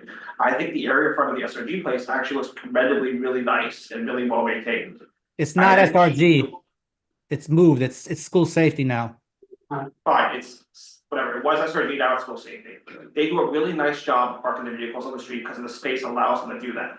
They do not have the space at 54th Street or on 35th Street to actually do that. I believe we should be a little empathetic to them, because they do a lot of vehicles they have to park there, and they have no space to put them. No. Okay. Okay.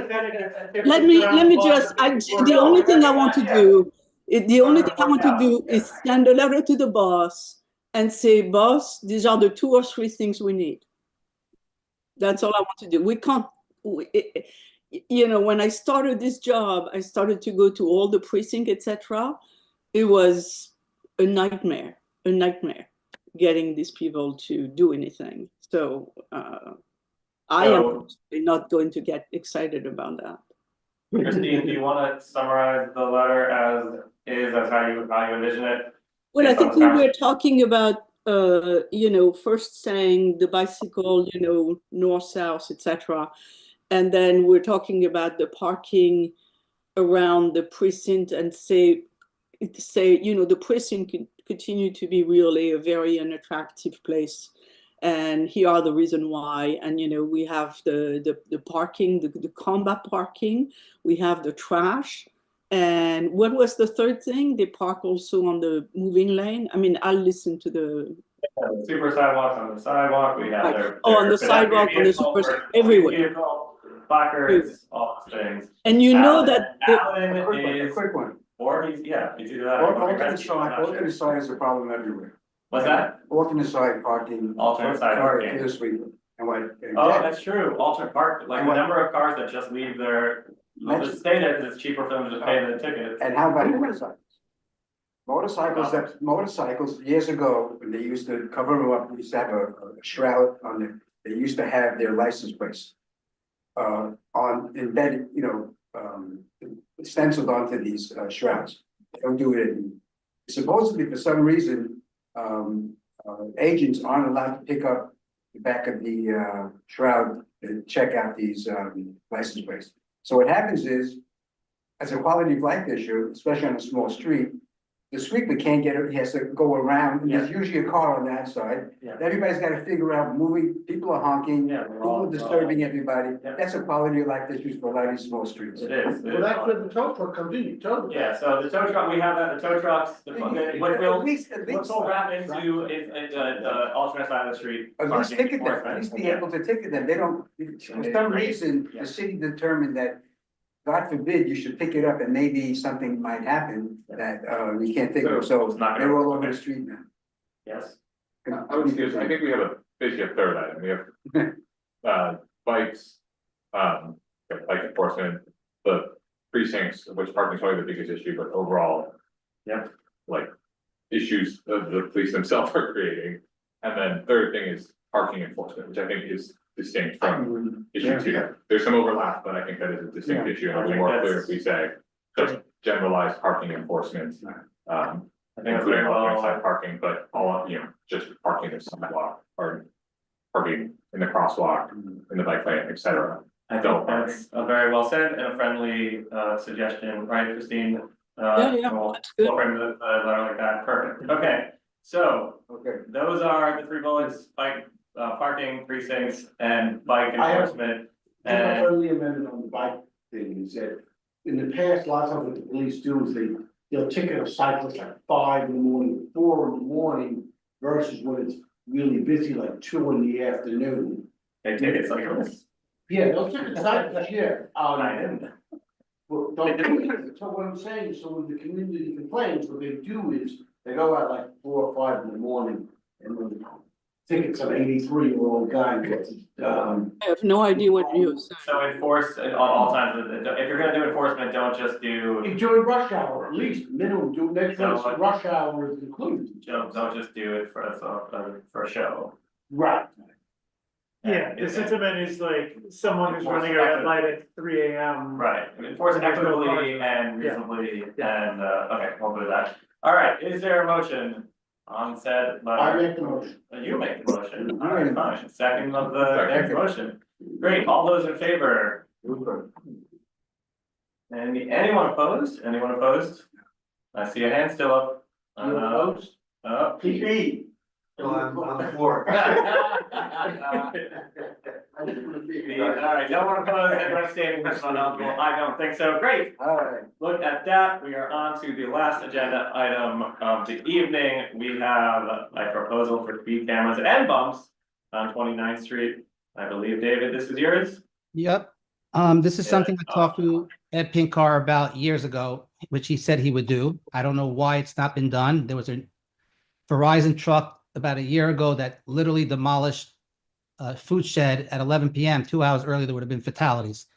I would have been killed if it was a minute earlier walking my dog. But the guy also knocked 2 parked cars onto the sidewalk. There's a preschool over there. It's a very narrow lane. The post office trucks, as it is, runs the red turning lane that I got you guys to install. That took 2 years for the DOT to finally put it in. But it's just like I said, it's a bad block. There's a school zone there. I mean, there's a school there. Every school area that I know has speed bumps and cameras. I don't know why that block doesn't have speed bumps. It would definitely prevent all these trucks speeding down that narrow lane. And again, you know, it's the safety for the school. I mean, that block has had issues since with the Manhattan mini stores, et cetera. We can go on and on, but there's absolutely no reason why a speed camera and speed bumps won't be on that block when there's a school there, period. I don't see why there should be any argument with that. Is there anyone who has any questions on this or any concerns about putting, I mean, speed camera, that's what I want to see. Is there any concern about speed bumps on this particular block in terms of, we know noise is usually the main concern when you install speed bumps. I'm not familiar. I can't picture what 29th looks like between 10th and 11th. This is the enclosure. This has no ceiling on it. Right? What? This is the block that has a ceiling on it on 29th Street? No, the High Line is closer to 10th Avenue. Yeah, there's a Not High the Line. High Line, not the High Line. The building that goes to the block. So That's between 9th and 10th. Yeah, this is what, 10th and 11th? 11th, this is 10th and 11th. Is this it's primarily residential block, yeah? Commercial block, Yes. correct. So, And there's a school on the block. what school are you talking about? Bright Horizon. It's at 529 West 29th Street. And there was a bad accident that was there. Like I said, Verizon truck literally demolished a whole shed, knocked two parked cars, literally inches from the school. Yeah. Yeah, why don't we, Where does he want the speed bump? yeah, where do you want The this? speed bump there should be a couple of them on the block. You know, there should be a couple of them on the block because there's a school on the block. You want to make sure the post office has their headquarters on 10th Avenue there. Those guys run red lights all over the city. They speed down there all the time. It's not just them, but I'm just saying they're a big culprit. But at the end of the day, there's a school on the block. If a school's on a block, it deserves a speed bump. And as Ed Pinkar said, he could put when there was an issue with the red light cameras which I want to talk because it was approved a couple of months ago and it still hasn't been done. And since the state changed the law now, there's over 600 of them. We were talking about moving them. We don't have to move them anymore. But 29th Street, you guys approved years ago for me a turning light because there's a lot of accidents on that block. People still run that light. And you guys approved a few months ago a red light camera on 29th and 11th, on 29th, and then on 11th and 30th where there's been 3 fatalities. Yeah, Christine, I think you're muted if you're responding, but. But the same thing is I said, there's a school on the block. There's absolutely no reason why there shouldn't be 1 or 2 speed bumps on that block. Christine is maybe yelling at you when she's on mute. I will say that, We didn't hear you, Christine. Oh, I know, I was on mute. My concern is just, I mean, obviously, you know, we all want to be in favor of speed cameras and speed bumps. My concern is we've had this issue before where 1 or 2 people come to us with a particular issue and a particular idea, and we go ahead and vote to approve it, and then later on we find out that actually most of the block thinks it's a terrible idea and doesn't want it. And are you on this block? Yes, you're on this block. So we have at least 1 board committee member who is not necessarily in favor of this. So I'm trying to think about how to move forward where we can just get a better sense of how the block feels about this before we go ahead and endorse this idea. As much as reasonable as it sounds, I'm not saying it doesn't sound reasonable. I have an idea. And bites us in the butt. Wait, Jesse, there's an idea here. One of the reasons they speed down, particularly trucks, is because they want to make that turning light. When that light turns green, the light on 28th Street is red. So if they turn before that light is red still, they can make that light. David, that's not the point. That's not the point he's making. Listen to me.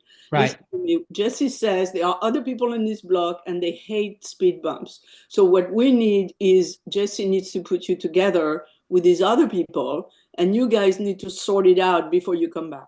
But that's what I was saying. We approved already a red light camera. If they put up a red light camera there, that might solve the problem too. Because the problem is they want to make that light. That we can do. We can endorse a red light camera there, no problem. And I think I assume we would not have a problem with a red light camera. Right. But, and that's something we can take care of tonight. And then if it's still not solving the problem, I would, give it if it goes up, give it 6, hold on guys. Give it 6 months, and then if it's still not solving the problem, then I think you gotta come back to us with like a petition of a number of people who agree with you and want speed bumps and, put up signs and on the block and sort of get more people that, so we feel comfortable that enough of this block feels this way. And, we probably would want to see notice of this meeting and this topic so that those who are opposed come and speak against it if they so choose. So that's probably how we will proceed. So I would suggest that we would take a vote on a speed light camera here for now, hope it goes in place, and that gives you time to sort of organize a speed bump contingent. And then, you know, we can get it on the agenda, and then you would have to post notice about our meeting around the block and take pictures of that, show us that you've done that, so that anyone who might be opposed to it can come out and speak. That's what I would suggest. The speed camera. We have, wait, does anyone, wait, I just wanna make, does anyone else have anything else to say on this topic in the room? Yeah, except you don't want the red light camera? We have one opposed red light camera. Do you wanna? Only get a ticket 11 miles over. Do you wanna tell us why? What? Wants to race up and down the street. Okay, yeah. What's she? This is why it doesn't want to be on camera, but, all right, well, someone in the room may be voting against this, but the motion right now is for a letter for a speed camera on 29th Street. All those in favor of a letter for a speed camera? Wait a minute, is it a speed camera? Wait a minute, is it a speed camera or a red light camera? Red light. Red light camera, sorry, red light camera, red light camera, sorry, red light camera. Hold on, Okay. the question. If you put up a camera, why not use it to measure both? Like, I just sincere question, What'd you say? like you already have a camera that's filming everything? I don't know. Why does it not just measure both? But the red light camera here is just a different thing. It's The red light they're camera is totally ticketing you different. for going to the red light, yeah. Okay. So, So it's just a red. light camera, that's what we're doing. Not speed camera, that's what we're doing right now. All in favor of a red light camera there. And, okay. Okay. All those opposed? I see one, I see, put your hand up, two. David, can you get three? Can we get three? Can we get David? How many 3-year opposed? Three opposed, no problem. Love to see a little bit of. And why? Why is, not who is opposing, but why is anybody? Anyone who's opposed, you just don't know, it's just feeling like I guess lack of information right now, although I just think, you know. I mean, it's I not would a- like to hear from the community, because if there's any opposition from, and there's someone. I don't think for camera, I'd be surprised if we get opposition for camera. The speed I'd bumps, like to write a letter asking for a red light camera in every red light in yeah, community. yeah, the speed bumps, I think would be a problem, so that's why we're gonna put that on hold for now. So that passed, anyone abstain, or, okay. That passed, that is an agenda item, David, thank you very much for bringing this to our attention, we will write that letter, and then you will come back to us if you so choose, Okay. for. Thank you very much. bumps. But two Thank you. things about the past which is number 8, which you guys approved months ago. The sign on 10th Avenue so pedestrians don't cross by the post office because of the trucks that are blocking the whole sidewalk. That was approved, and the red light camera on where there was 3 fatalities on 11th Avenue crossing 30th.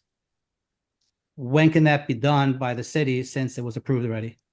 I don't know, we have to ask them. We'll ask them, is Colleen still on, online? Yes. Oh, Colleen's online. No, she's not on. Oh, I didn't know No, she was she's online. not there.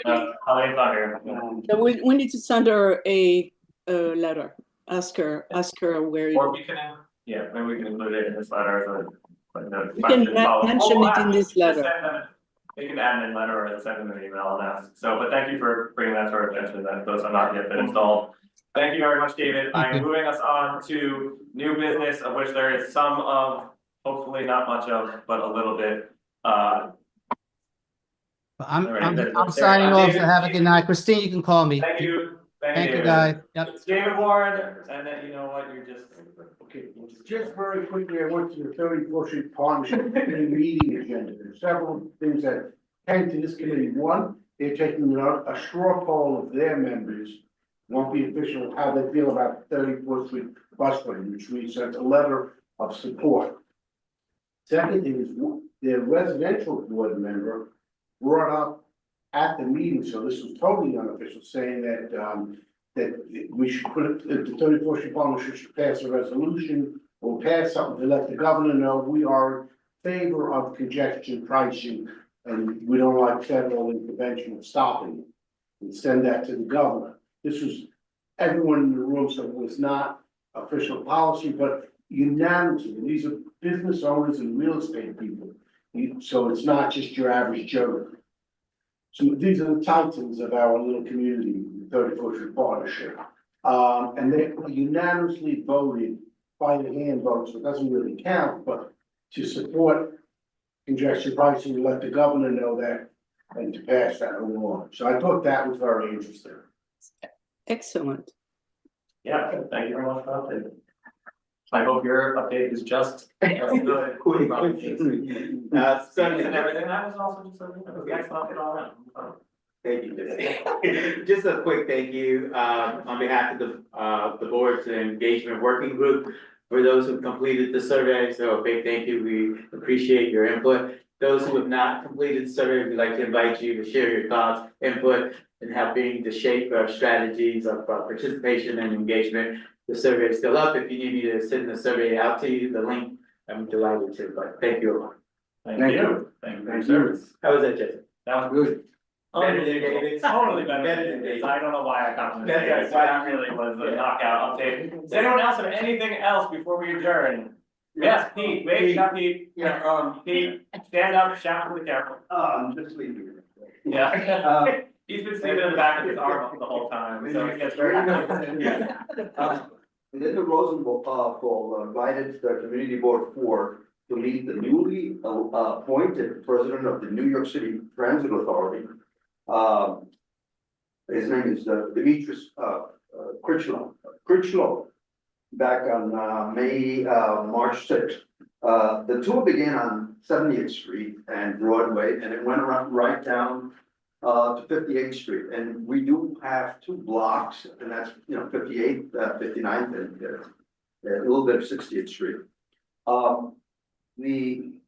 At that point, Linda had asked what were CB4's concerns, and I mentioned that the 11th Avenue corridor and 10th Avenue, that we need even more bus consistency, and as well as a bus running down the Hudson River Park, and I think that was important. And also, I mentioned that because we have an increase of tourists in the city of New York, especially our community, and a lot of them are heading towards the park itself. And I think that it was important that that be mentioned, that and that the specific was to get those buses running more consistent on the average. That was just. Thank you very much both for the update, which was even better than the other two, but also, no, but seriously, thank you for representing us, for we've been a lot of time on that, and so we're very grateful that you were there, and representing, and obviously, with, bus frequency and consistency is important to us, so thank you. And with that, is there a motion to adjourn? I see a motion, and all those in favor, and there we are, we're out. Janine, thank you so much. Thanks, everyone. Have a good night.